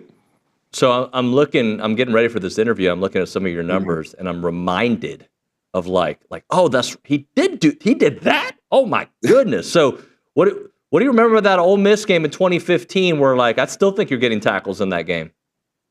Man, people bring that up to me all the time, and all I remember is sitting in that locker room after. It was just sick we lost, to be honest. I didn't know none of my stats until I believe at the interviews they was talking about it. So definitely a crazy stat game wise, but I think I would have walked out with a W for sure. Well, Mississippi's been a place that, both places it's been hard to win, man. Man, back and forth. Got the Cowbells, then you got the Rebels over there. So it's Mississippi definitely. The SEC just tough, for sure tough. But yeah, it was crazy. We never get a win over there. How about that big interception against Tennessee in 2016? Tennessee? Yeah. Man, crazy. Still chills to this day. It was just wild. Really just like that play and the Arkansas play, just practice and film study. We ran those plays like multiple times. Coach Chavis and our defensive staff were on it. Coach Joseph harped on the important things, details. And I remember just seeing that play in practice like 10 times. And I was like, whoa, they're running that. It's crazy at this moment. So same with Arkansas, that B shoot, fullback up the B gap. I was like, they running corner routes to wide the safety out, but I see the linebacker and the fullback running straight up the B gap. So just instincts, making a play and going to get the ball. So when that situation is happening in both of those, the Arkansas game and the Tennessee game, like, is it almost like a smile? Like, what is happening? Like, oh, it's coming. It's definitely I feel like I definitely have a smile and under the helmet, and it's like, just don't drop the ball. So just really lock in on yourself, focus, and just breathe. To be honest, it's what you work on every day, all my life. So those are the moments you live for. What do you remember about the conversation that they had with you when they made you a captain? really just the guys voted on it, the team votes on it, and just pick one of the guys is definitely an honor to be a captain of the team. It shows like the team sees how hard you work, how much you care, and I think it was definitely amazing. Something tells me that it's not the only time in your career that you've been a captain, that you felt like a captain. You've got leadership qualities. Is that something that you showed as a young player? I feel like I was more of a lead by example. I wasn't big on like using my mouth to harp on guys to get this done and get that done. It's just lead by example, do the right things, control what you can control at the end of the day, and the chips may fall where they may. How about that Super Bowl, man? Talk to me about that. Amazing, definitely amazing. Surreal moment, to be honest. Dream come true. Everything you work for, watching it on TV, then finally being there, the whole experience was just amazing. I just soaked it all in. Just being able to just be in the biggest game in the world and then winning it. Obviously, the next year it was a little more sour, but definitely hold that one close to my heart for sure. The bonds you created never be broken. Mahomes, like, to me, it strikes me as a guy that doesn't act like he's one of the biggest names in all of sports, right? Like, how is he in the locker room? What's the relationship like there? Just like a regular dude. Yeah. Just locker room experience was amazing, especially in Kansas City. Like, I feel like I was in Aggieland. I feel like from A&M straight to Kansas City, it was like just the camaraderie and just how the organization is built. It's family oriented for sure. And just like, the Chiefs fans, it's like I went from Aggieland to Arrowhead, so it was definitely a blessing. And Pat, he's a great guy, great father now, husband, and but just we used to play basketball, everything, just a whole bunch of team experience, pickleball. So the Pat's a cool dude for sure. Talking to Armani Watts here on TexAgs Live. Armani, catch us up on what's going on in your life right now. So now I'm back in Dallas. Officially probably be done playing. I was in Canada for a little bit, tried it out there, but I'm in Dallas now doing a little training kids and trying to just get clientele up there right now. So just starting the life off outside of football. Got 2 kids, daughter, she's 4, my son's 2, he'll be 3 in November, so Leia and Leonardo. So definitely they keep me busy, keep me on my toes, and trying to get back on my little streaming. I used to stream a lot on the video games, but kind of ever since they was born, just laid back on it a little bit, but might start streaming again and everything, get back into that. But, I just stay out the way, just be relaxing and hanging out with the family. What do you think about Coach Elko and what he's doing here at Aggieland? Oh, I think he's trying to really build that program and really solidify A&M and the SEC. Right now, I think we get both sides really gel together and start moving in one direction. I think it's going to be a great thing he got going out there, especially with how that defense moving around. Get both sides clicking. It's going to be scary in Aggieland. So I don't know how many games you got to watch last year. Last year, part of the issue was the secondary. Did things jump out at you, and you think it's an easy fix this year? I think it could be easy fix. But that's easier for me to say from the sideline. But just the details and just being able to communicate with each other. I know we got some guys that played some games, so they're older now.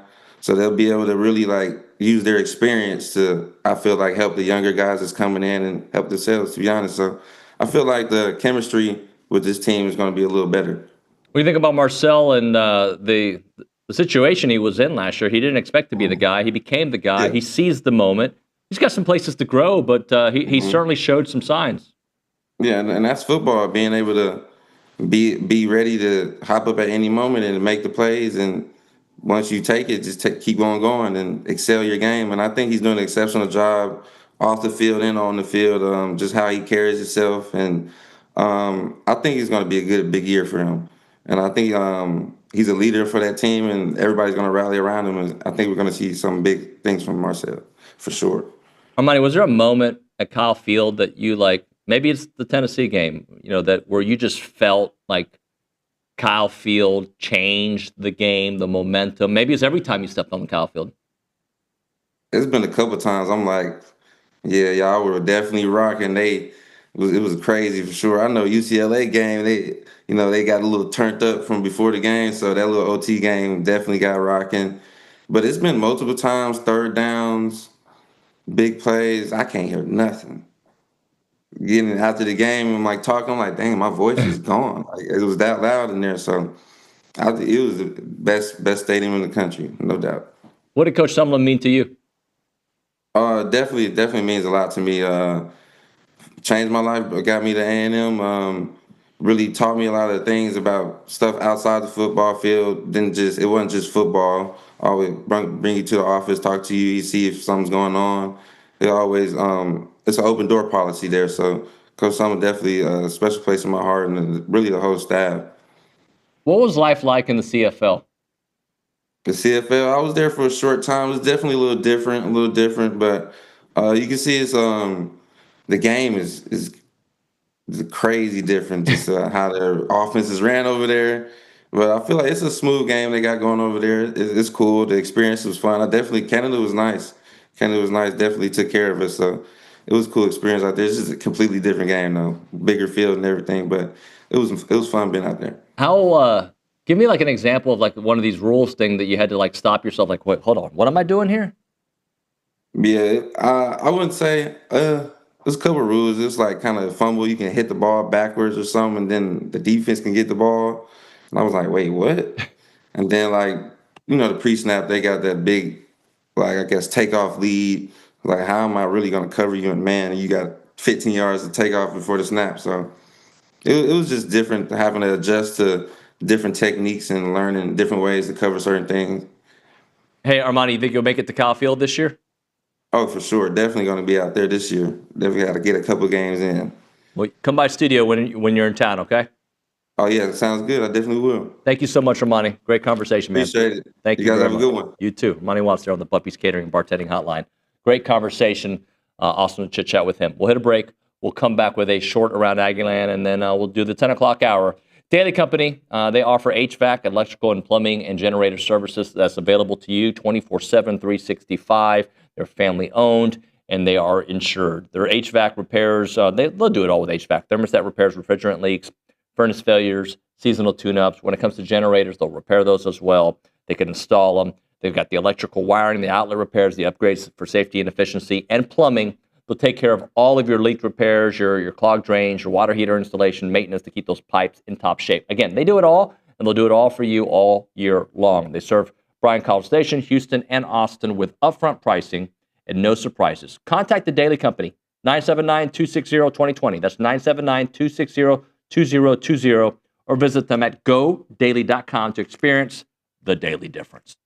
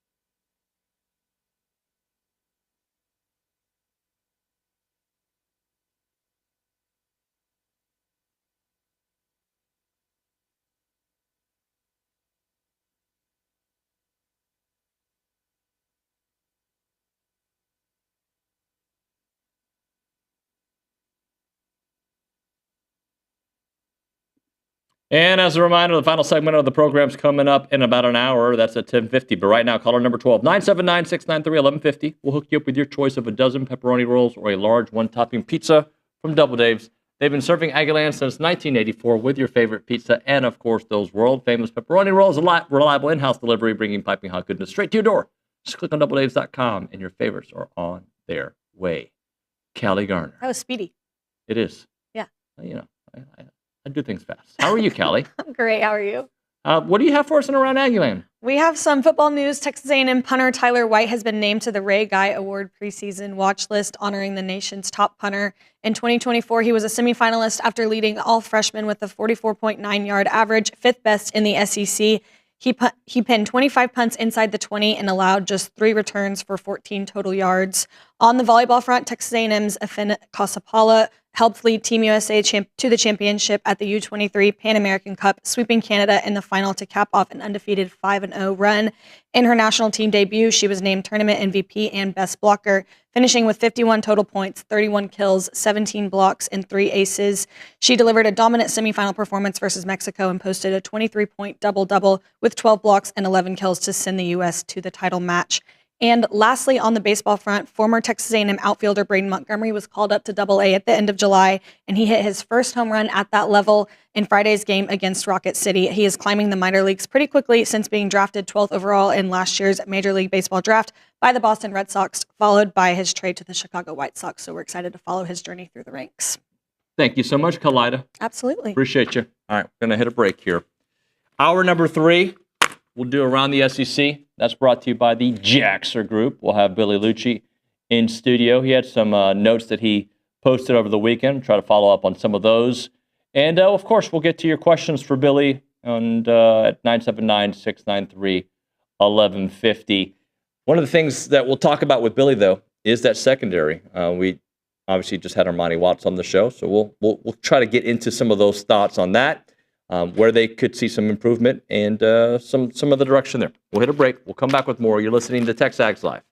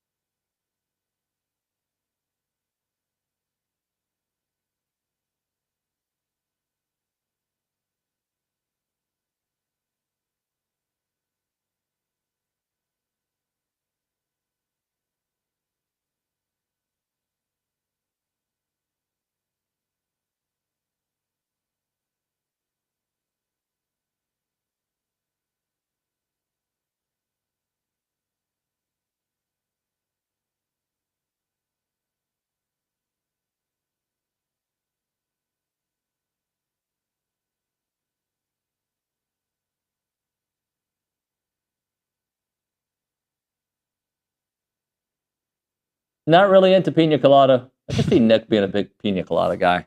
I can see that. What is that supposed to mean? You just strike me as a pina colada guy.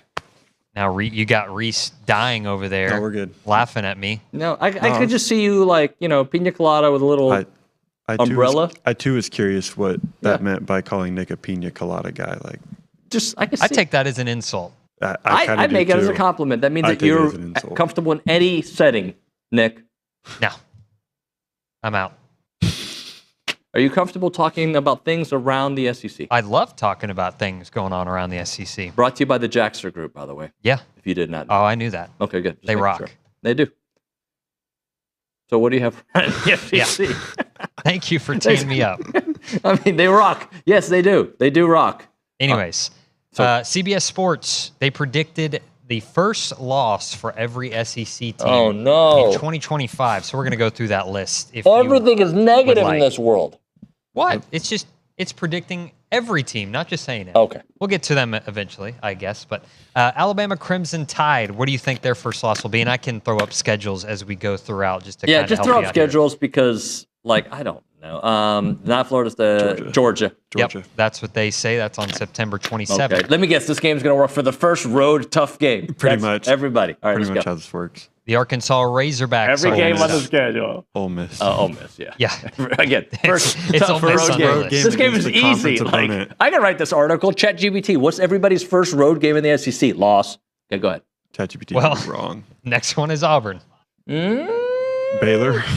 Is it Baylor? I'm going Oklahoma. I think Baylor. I'm going Oklahoma. It's Oklahoma, their first SEC road game. This is the easiest game I've ever played. Let's play again. Next up, we got Florida. Oh my LSU. gosh. At LSU. It's easy. They have LSU as the first loss. Here. All right, this one might be a little bit tougher. Georgia. Ooh. Why am I making those noises? Alabama? Yep. Incorrect. Both Texas. of y'all are wrong. Do they think it's all the way until Texas? Nope. They have them losing at Auburn on October 11th. Okay, they're wrong. They didn't use ChatGPT on that one. Next one, we got Kentucky. Oh my gosh. Toledo. Oh. At South Carolina. Ole Miss. Well, no, they actually have them losing to Ole Miss There we go. on September 6th. Their second game of the year. I didn't see that one. Okay. Gifting them a Toledo win. Yep. Next up, we got LSU. Clemson. They probably have it as Clemson, but I have them beating Clemson, so I'm going Ole Miss. Yeah, they do have it as Clemson as their first loss. Mississippi State next up. Here's their schedule. Whatever their first game on the schedule is. Southern Miss. Arizona State. They actually have them starting off the year 4-0. They're saying their first loss is going to be against Tennessee. So they got Arizona State. Mississippi State upsetting Arizona State. Interesting. They may not even beat Alcorn State. I'm not buying it. Next one, we got Missouri. Okay, Missouri, actually, they have the easiest schedule in the SEC. They do. Left side of the column. Maybe Kansas, but I doubt it. I think. So that's potentially Alabama. Alabama's their first. I think South Carolina. They have Alabama as their first loss. So they're saying Missouri's going to start 5-0.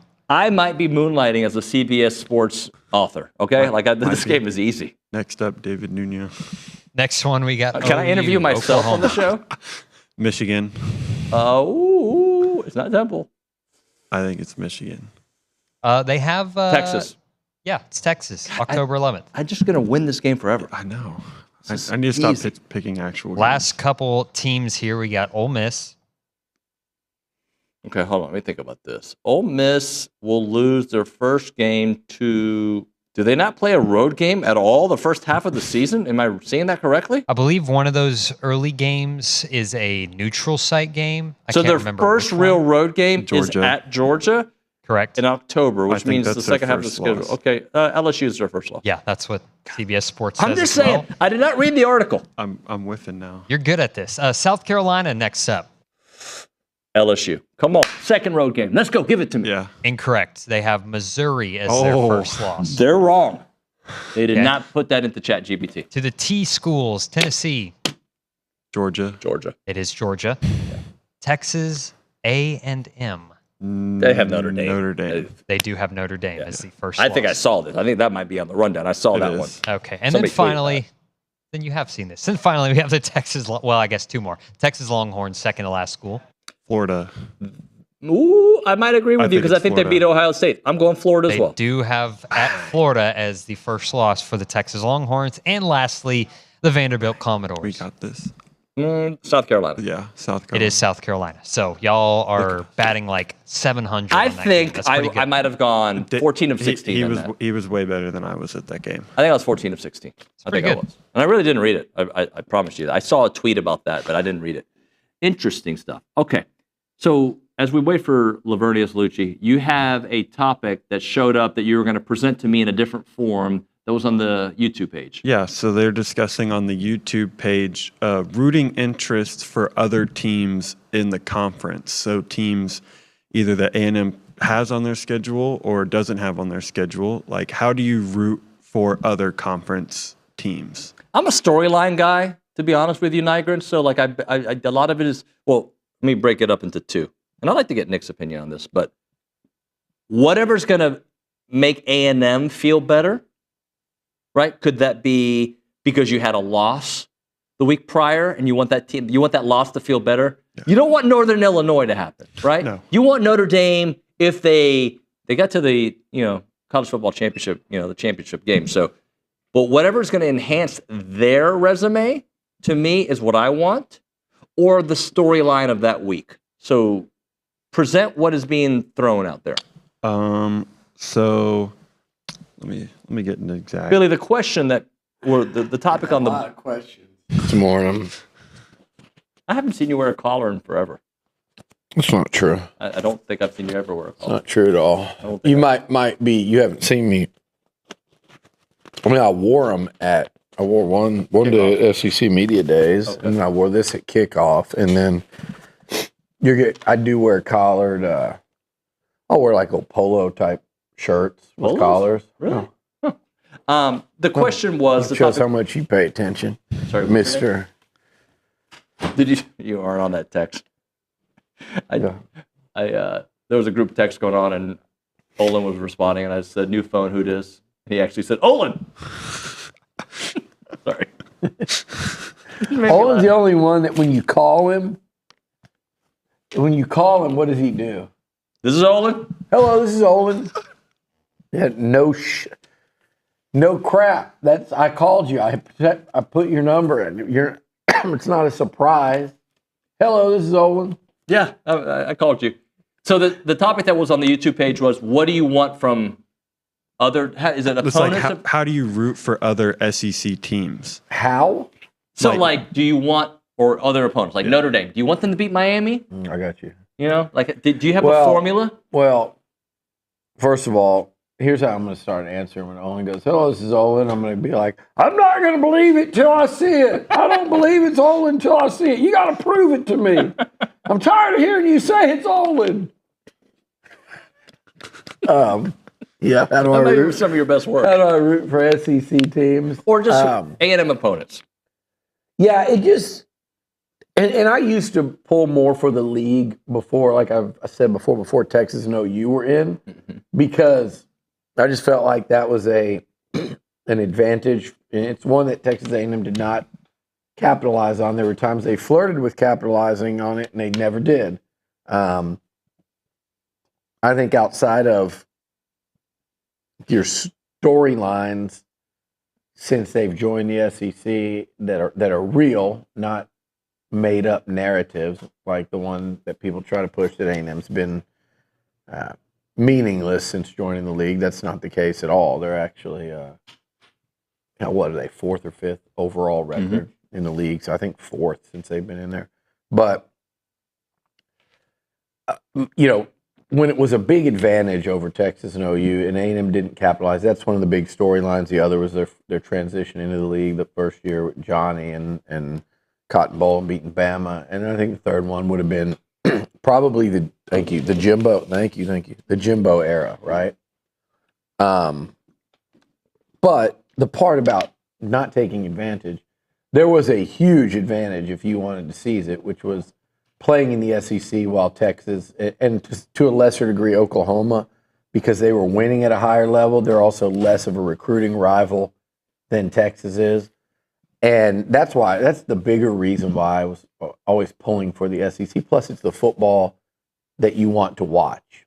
You want every game that A&M plays in to be big. Every game we cover, every game you're a fan of, you want it bigger. But now, as far as rooting for the SEC, I don't really care nearly as much about what goes on in the league, but I do want big games.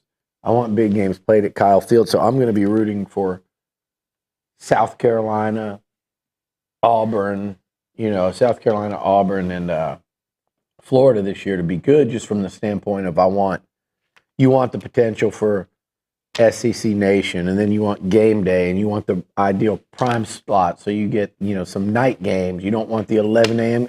So from that standpoint, I root. But sometimes your team, and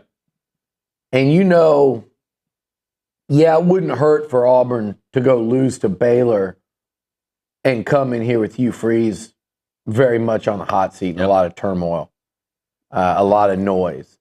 You wouldn't hate. See, I want Notre Dame to beat Miami.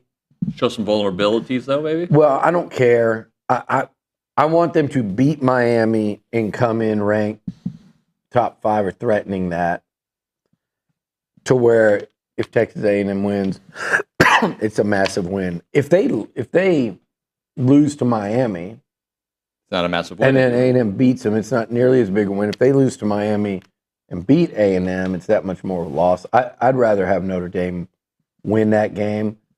And if they lose it, I want it to be because Carr played a really bad game and there's a lot of questions at the quarterback position. If they're going to go ahead and lose, I want them to lose in such a fashion that there are some real questions about. I don't think there'll be questions about their team. I think they'll be fine.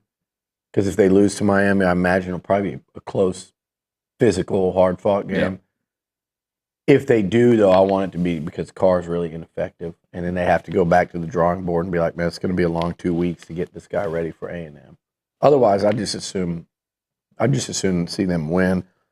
And as far as the SEC goes, I think that's just a moving week target. To week, right? Yeah. It factors into how that A&M team is. Like, Arkansas, I want to see slide, tumble down before they have to go into that environment. I want them to have no morale. I want their fans to be kind of checked out. An 11 a.m. game. So those road games, I think I tend to root more against the teams. Like, I would love for South Carolina to have had another loss or two before A&M went in there. Let's. I haven't talked about it on the show yet, but Jace Johnson committing to Texas A&M over the weekend. Yeah, that's a huge commitment for 27. If you think about it, and between you got Kasuga in this class, Johnson in the 27 class. Now you've got your quarterback. He's a top. I mean, listen, this guy's a top 3 quarterback in the country right now in his class. Very highly regarded. He had to beat out most of the SEC there in the South for him. And you watch him play, and he's got great size. He's not like a Derek Lagway size, but there's a little bit of that style to him when you watch him play and sling. And he can really sling it. He's a winning dude, like you can just tell, like a competitive winning young quarterback. He doesn't look young. You see him, you see him physically, and you see even just looking at him and say, well, this is a guy that's going into his junior year at high school. You wouldn't believe it. And he just seems, I think he's going to have Nuño. I think he's going to have some real like Pied Piper to him in that 27 class. So for them to kick it off with a player of that caliber, and once again, A&M's going in that state. They're really doing work in the state of Georgia, in the Peach State. And it's pretty wild because I'm just trying to think of this staff, and I could be just missing an obvious one, but the ties to Georgia. I know a lot of these guys have recruited that state, but a lot of times to have this level of success, you've got a guy on staff that's like Elijah Robinson was up in New Jersey and Pennsylvania. And, and Mike Elko's whole early career was up there. Like, that made a lot of sense. This is just, I think they're just going out and finding players, and now they've got a really strong reputation in the state of Georgia. And wouldn't it be nice to get there and play in an SEC championship game? Imagine what they could be doing.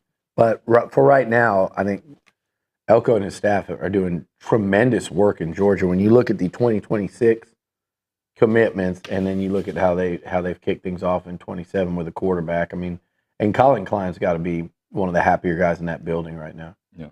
When he goes, in straight classes, you go and get Brady Hart out of Florida, Kasuga out of Utah, and then yesterday you go into Georgia and get your 2027 quarterback. I mean, that is that's truly recruiting national. Now, let's not forget, they also went 45 minutes up the road to get Morcos.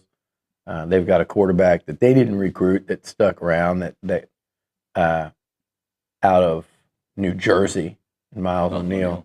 And then they've got, obviously, from the Nashville area, Marcel Reed. So going all over. But, I mean, if you look at just Colin Klein himself, he's gone Florida, Utah, Georgia. So they don't discriminate. They look around in the entire country and get the guy that they think fits best. And when I'm looking at the last two, 26 and 27, I think those are guys that really, really fit what Colin Klein will do with this offense moving forward. All right, we'll hit a break. We'll do 25 and 25. We've got Tyreek Chappelle today. Right now, if your organization or business is looking for an opportunity to engage with Aggies, check out the Association of Former Students that brings Aggies of all ages together during their marquee events that they hold throughout the year.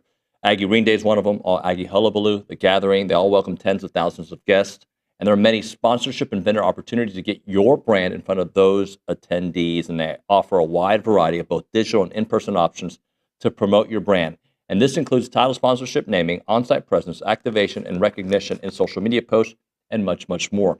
There's also advertising opportunities in both the Texas Aggie Magazine and the Aggie News newsletter, which are seen by over 230,000 people. So if your business is ready to engage with Aggies, choose a partner with the organization that's been supporting the Aggie Network the last 140 years. For more information on options available through the association, please email sponsorships@aggienetwork.com.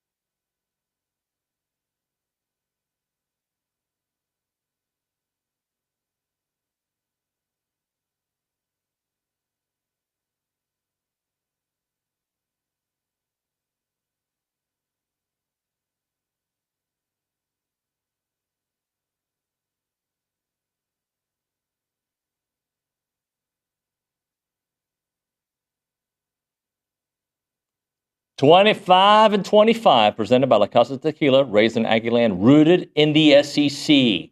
And our number 15 person is Tyreek Chappelle. Billy Liucci.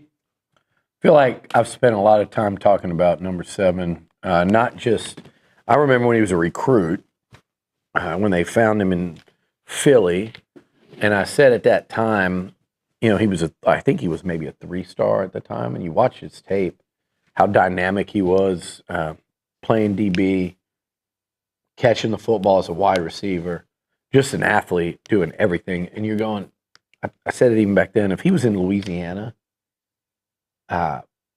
he would be certainly a 4-star national top 100 contender with his tape and what he. And it wasn't, you know, you have to factor in the competition up there. Mm-hmm. It's not like it is in Louisiana or Texas, but you just watch the athletic plays he was making and stuff. Chappelle's an NFL DB. Jimbo Fisher thought that when he was here from day one. Mike Elko thought that from day one when he recruited him. He thinks that now as a head coach. He said it many times. And he and all the guys that have coached him in the secondary feel the same way. He was a big part of their plans last year at that nickel spot. And you talk about Mike Elko and who he's had at nickel over the years.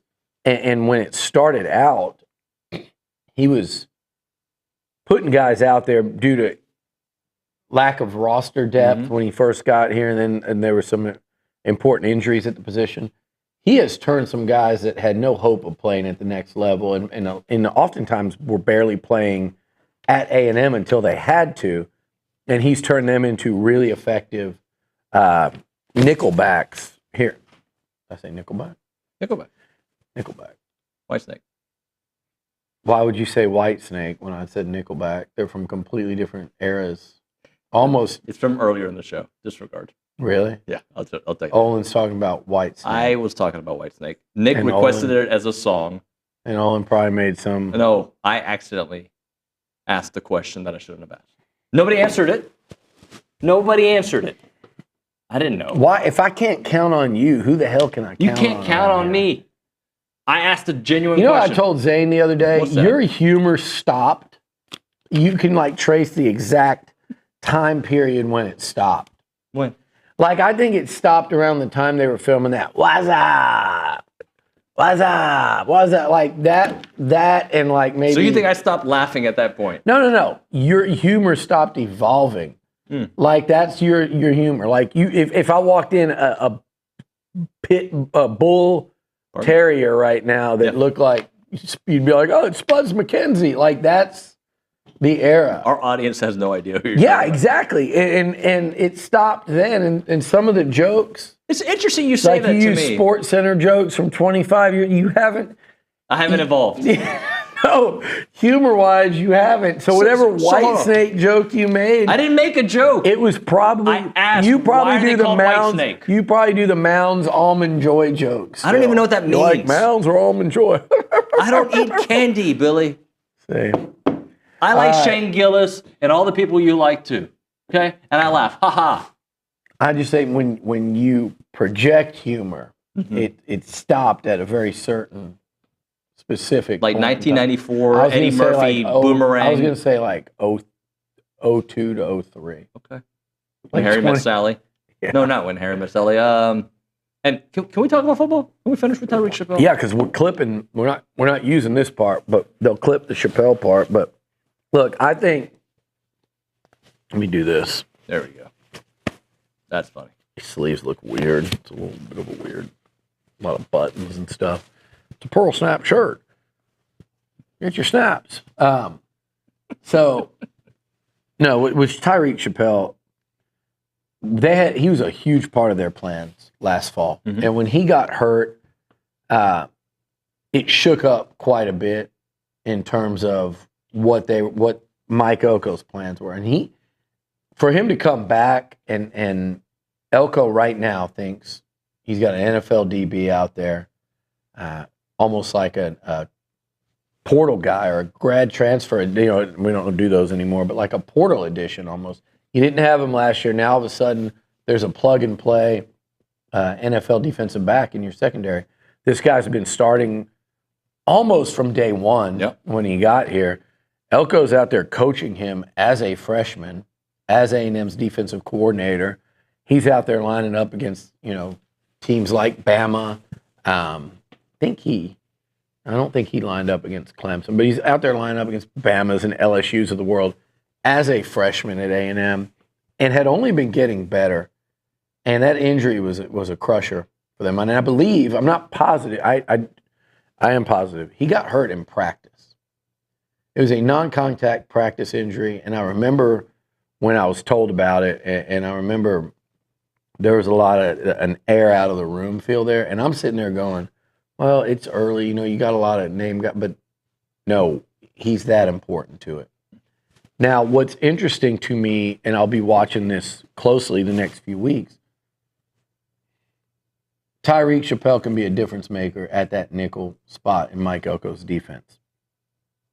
But it's not outlandish to say that he couldn't be your best corner. I think that's Will Lee this year, but Tyreek Chappelle, it could be. So if those two guys are head and shoulders above everyone else as your two best corners, is it difficult for Mike Elko to leave him off the island and say, hey, these are our two starting corners. Now we have to figure out nickel again.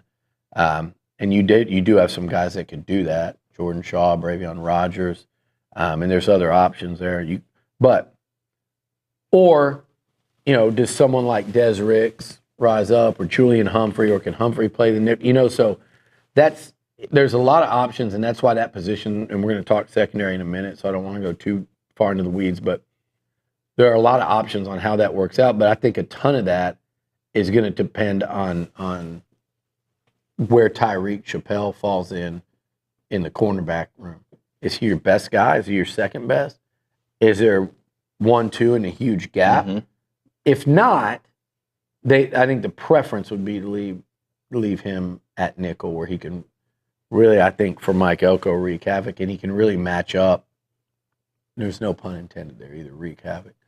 Where he can really match up and cover most type guys in that slot. You want to get into the secondary in the next segment? Sure. All right, we'll do that on the other side. Right now, we're talking Heritage Films. They do documentaries and stories about families, about family businesses and family ranches. Chance McClain is the man who found that company. He's a dear friend of mine. He's not just a filmmaker, he's a storyteller. He's got an Aggie heart. He's done Broadway musicals, red carpet shows, LA premieres, you name it. He's done it all. And he's not using a handy cam or a flip cam from back in the day when I used to have humor. He's doing real cinematic stuff right now with professional equipment that makes you forget they're even filming. So whether you're on a tractor or in a studio or wherever you may be, he captures your authentic story, your family ranch's authentic story, and that premium service delivers an incredible lasting memory. So if you want to preserve your family's story, what you need to do is visit yourheritagefilm.com. yourheritagefilm.com. Call them up, 713-893-8341, 713-893-8341.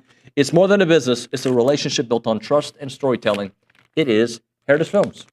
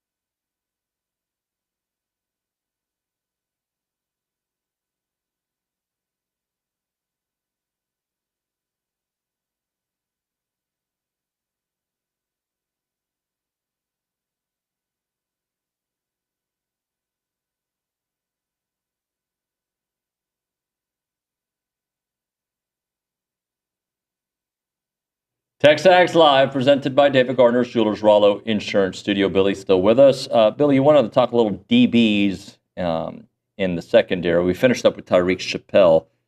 I know you wrote a little bit over the weekend on your 5 and 5, and one of the things you talked about was the secondary, and I think Marcus Ratcliffe, physical transformation a little bit that you yeah, we're actually sitting down with him this afternoon, so I'm interested in catching up. Yeah, he's probably. I'm just trying to think of the players that you see come out of the off season, enter fall camp, and you go, damn, like looks like a different guy physically. Mm-hmm. It doesn't always translate, and people like to make jokes like, oh, he's bigger, faster, stronger than he's ever been. And at some point, the dumbassery and the need to be like a jackass overtakes like common sense, and that, yeah, some players actually do look physically the best they've looked, and they've really transformed what they look like, and it also helps them play better. Yeah, they can get a step faster, they can get bigger, have a little more pop when they tackle, miss less tackles as a result. If you're in the trenches, a little more physical, a little more twitch, a lot stronger. So Marcus Ratcliffe looks like one of them dudes, and it would make sense, right? He comes from what, San Diego State. Yep. You don't imagine that they've got that, the off season that you've got here at Texas A&M under Tommy Moffitt.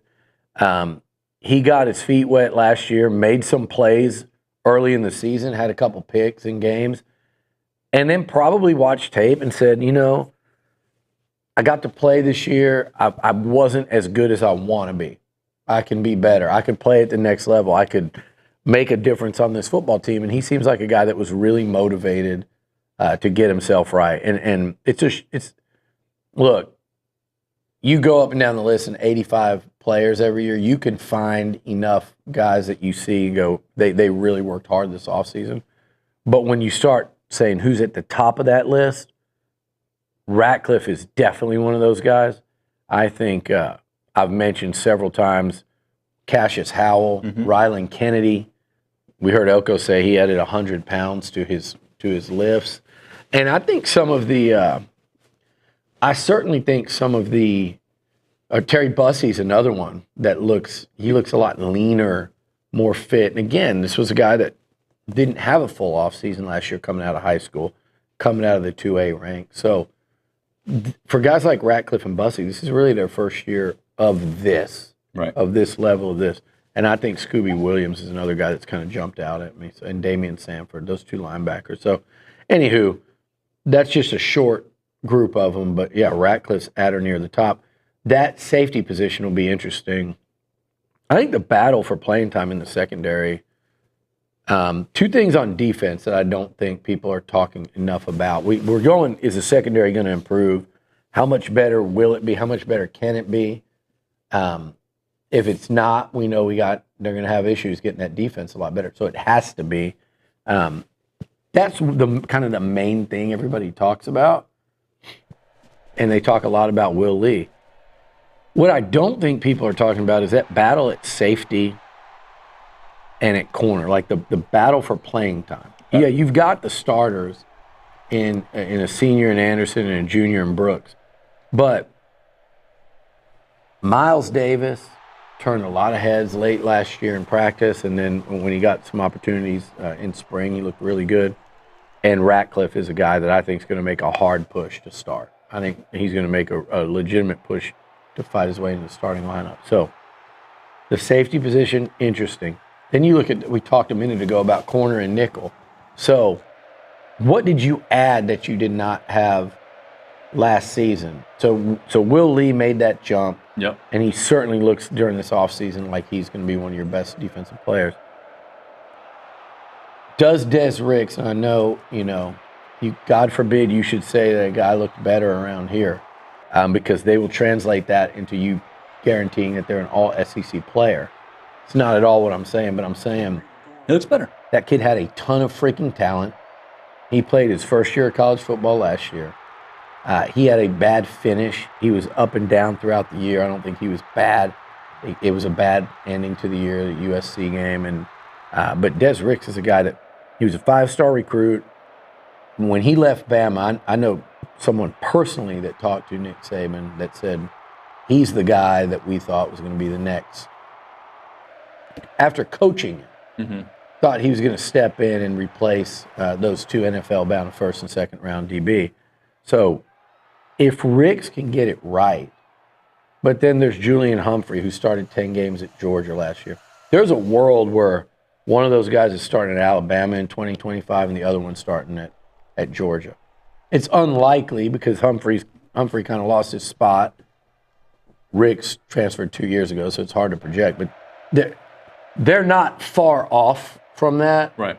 And it's possible that neither of them start here. I think one of them will start opposite Willie, but I mean, they got a nice situation at DB. So they went from what they had to they added Humphrey. They added Jordan Shaw, who started games at Washington, and they added Tyreek Chappelle, who started plenty of games here at A&M. So those are all new additions, not even counting the true freshman. And then I think Des Ricks is your wild card. So that's corner and nickel, and that there's just so many different combinations that I think you could see Mike Elko go with on the back end of his defense right now. And I think today might not look anything like what we see even a week or two from now. Yeah. I think they're going to experiment and see what's our best fit here. And then it's going to be really interesting to see like game one until they go up to South Bend. Because I think September will be a lot of movement because you have a lot of guys that can play at a certain level, and you need to see who can play at the required level for A&M to make that giant leap. And the same when it comes to backup linebackers. That's a wild position. The backups, Scooby and Torian are your guys. But other linebackers will have to play and play a lot this year. And so you've got Sanford, who's the most experienced. You've got Lockhart, who looked pretty good sometimes when he was out there last year. You've got Jernigan, another guy who really jumps out at you when you see him this year compared to when he got here. He's lost a lot of that like high school baby fat. Now he looks like a specimen. You've got the true freshman who I'm extremely high on, who I think will play this year, Noah McHale. There's something about him I liked a lot as a recruit, but now you hear some of the offensive players talk about him and some of the other guys, and you can tell he's just instinctive with a nose for the football. So I think Noah McHale will force his way in there as well. So the backup linebacker, the two spots, because they're going to play, and they're going to play early, and they're going to play a lot. So it's an important position battle this spring too. This fall. Another guy you talked about in your 5-for-5 or 5-and-5, TK Norman. You talked a little bit about him. I know Marcel mentioned him. Just he's catching people's attention. There's just something about, if you watch him out there, and there's something about the way he catches the football. It reminds me of I just love receivers that quick hands, strong hands that go and snatch the football out of the air.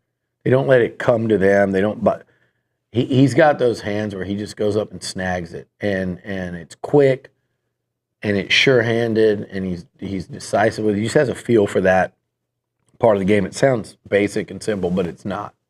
When you see it, those guys that just have mitts and just go snag the football when it's in their vicinity.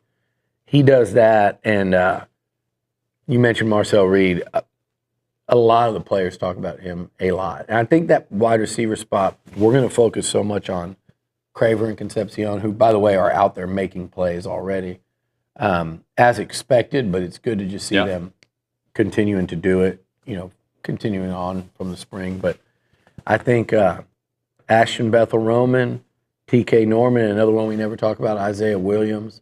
And then you've got the true freshman in Jordan Miles, who's, he's easing his way into it. That's a group of 4, and I could see 2 of them. I don't know which 2 yet, but TK Norman's certainly in the mix. I could see 2 of them being real factors this year in the A&M pass game. All right, when we come back, Billy, I want to ask you about players or teams that you just aren't buying the complete hype just yet. Okay. All right, we'll do that on the other side. You're listening to TexAgs Live, presented by David Gardner's Jewelers.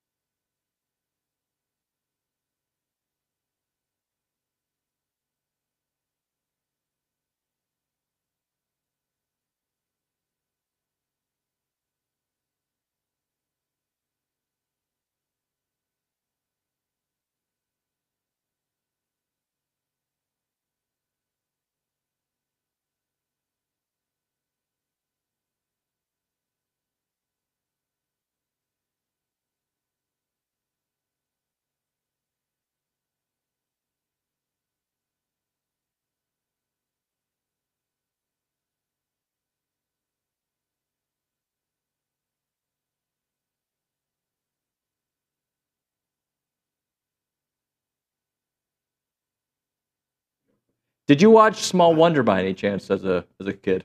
I didn't like 80s shows with short people. Never was a fan.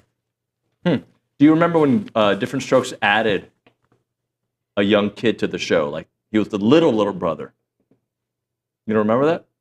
Yeah, they the face you're making. Different Strokes, like when they tried to keep it going for an extra season or two. They brought someone smaller than... Yeah, and younger. Yeah. Than who? Than Gary Coleman, Arnold Jackson. Gary Coleman, Emmanuel Lewis. I just... Steve Urkel, no? He wasn't small. No, I didn't like Urkel either. I just... Were you a Saved by the Bell guy? I didn't like Screech. No, no. I think that's when your humor stopped. Yeah. It must have, because they all missed me. I'm not going to ask you lowest hanging fruit unless you want to talk about it. Also hated Mr. Belvedere. I wanted him killed on the show. Perfect Strangers? Killed on the show. That would have been a cool sitcom moment. You remember when they killed Valerie? You don't know what show I'm talking about, do you? No. Hogan's Family? Again, another show I didn't like. You watched some bad stuff. I watched some great shows. God, you watched some bad stuff. You did not watch... You watched Perfect Strangers, though, right? No, I couldn't stand Balky. Balky Bartakamos? Role model. Come on. That's it. That's exactly what it is. You're more Larry You've got Appleton. Balky's humor. You got Larry Appleton's humor. And Balky was way cooler than... Come on, dude. All right. I can't even do this anymore. I just finally realized when it stopped for you. 80s sitcoms. Those are great shows. I miss them. All right. I'm not going to give you lowest hanging fruit, Arch. Okay, that's too easy. But do you buy the hype on Nussmeier this year? Yeah, I buy the hype that he's going to throw for a ton of yards. He's going to win. There's going to be some games where he heats up and is a pro. You know, he threw for like 400 yards against A&M in that game. Yep. That's a classic Nussmeier game to me. He threw for almost, he might have gone over, but like, let's just call it 400 yards. Reese, you can look it up. But looked so good in the first half, and then threw 3 second half picks and was a huge part of why they lost that football game. And I would say he plays way better at home, but I watched him get eaten alive by Bama at home because they put pressure on him, and he made some really bad decisions. And Jalen Milroe looked like a Super Bowl winning quarterback. So I'm buying the hype. 405 yards, and the team lost by 17. Yeah. And he threw 3 picks. So the yards are going to be there. The throws like that we're watching are going to be there. He's going to make some NFL money throws. I think he's really good. But for him to make the jump for LSU to win a national title, like some have said, for LSU to even reach the playoffs, which means going a minimum of 10-2, I think. I understand the world where a 9-3 SEC team gets in the playoff, but remember, we did not see that happen last year, right? Am I wrong or am I right there? We did not see that happen last year. It was what? Texas, Georgia, and Tennessee, and that was it, right? That's it. Ole Miss didn't get in at 9-3. Alabama didn't get in at 9-3. So we can say that, and I do think it'll happen. It might happen this year, but right now, until proven otherwise, I'm going to say you need to get to 10-2 to get in.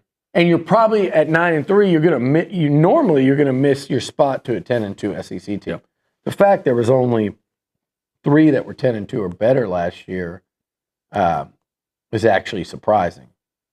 A&M had a lot to do with that, believe it or not, because had they not beaten LSU, LSU goes 10-2, correct? No, they would have been 9-3. They went 8-4 last year. Okay, and they won their bowl game. Missouri would have. Yep. Missouri could have been a playoff team last year had they not come in here and crapped the bed. Got forced. It was a forced crapping because they got beat like a drum. Do you buy the hype on Drew Aller at Penn State? Not that he gets a lot of hype. I do. The team does. I do because I don't think he's getting hyped. Reese doesn't like him. I don't think he's getting hyped though. See what I'm saying? Like, I don't see him on All-American lists. I don't see them. He's not getting a millimeter of the hype that Arch Manning's getting. Okay. I don't think he's getting the hype Nuss is getting. Do you think so? Because of that, do I think he's great? No. Good enough. I think he's good enough with Will that Howard team. good enough? Yeah, I think he's good enough with that team. And by the way, he's also going to get drafted. I don't think he's great, and I think he's going to miss that tight end for sure because that dude was a monster last year. He reminded me of like a throwback NFL tight end, but he looked like prime Travis Kelce running around on a college field. By the way, Travis looks good in camp right now. I don't know if you've seen clips and stuff. He got himself in great shape. Let me throw one more at you before the show ends. Yes, I'm buying Drew Aller and I'm buying Cade Klubnik as in a year where we've got a ton of teams without any experience at quarterback or a bunch of guys that like Nussmeier, like Marcel, like trying to think of these other guys that showed a little. I don't think Austin Simmons showed enough at all. I think he's completely unproven. But you got a lot of guys. Arch had a couple starts that have showed something, and it's they've generally looked good. But you got to go. Okay, now you're starting. Right. Mateer's the weird outlier. I mean, I don't think we talk about Diego Pavia enough. Lenoris, you buy the hype? We've got 45 seconds. Yeah. Here's the thing. If they don't run the ball like they did last year and teams adjust to Lenoris, can he be the passer that he'll need to be? And I mean accuracy on time, things like that. I think I'm buying it on him. I think I am. Rashul Faison, there's no update on his eligibility, by the way. Shea Beamer did say that this weekend at practice. Yeah. So, Billy, thank you, sir. All right, David. Appreciate the Perfect Strangers part of the conversation. That was my favorite part. All right, that's going to do it for Texas. All right, Balky. Balky Bartakamos and Larry Appleton. That's our show. Tomorrow on the show, we've got Ryan McGee from ESPN joining the show, Josh Pate joining it, and we're working on another big thing as well. Thanks so much for watching and listening. We'll see you mañana.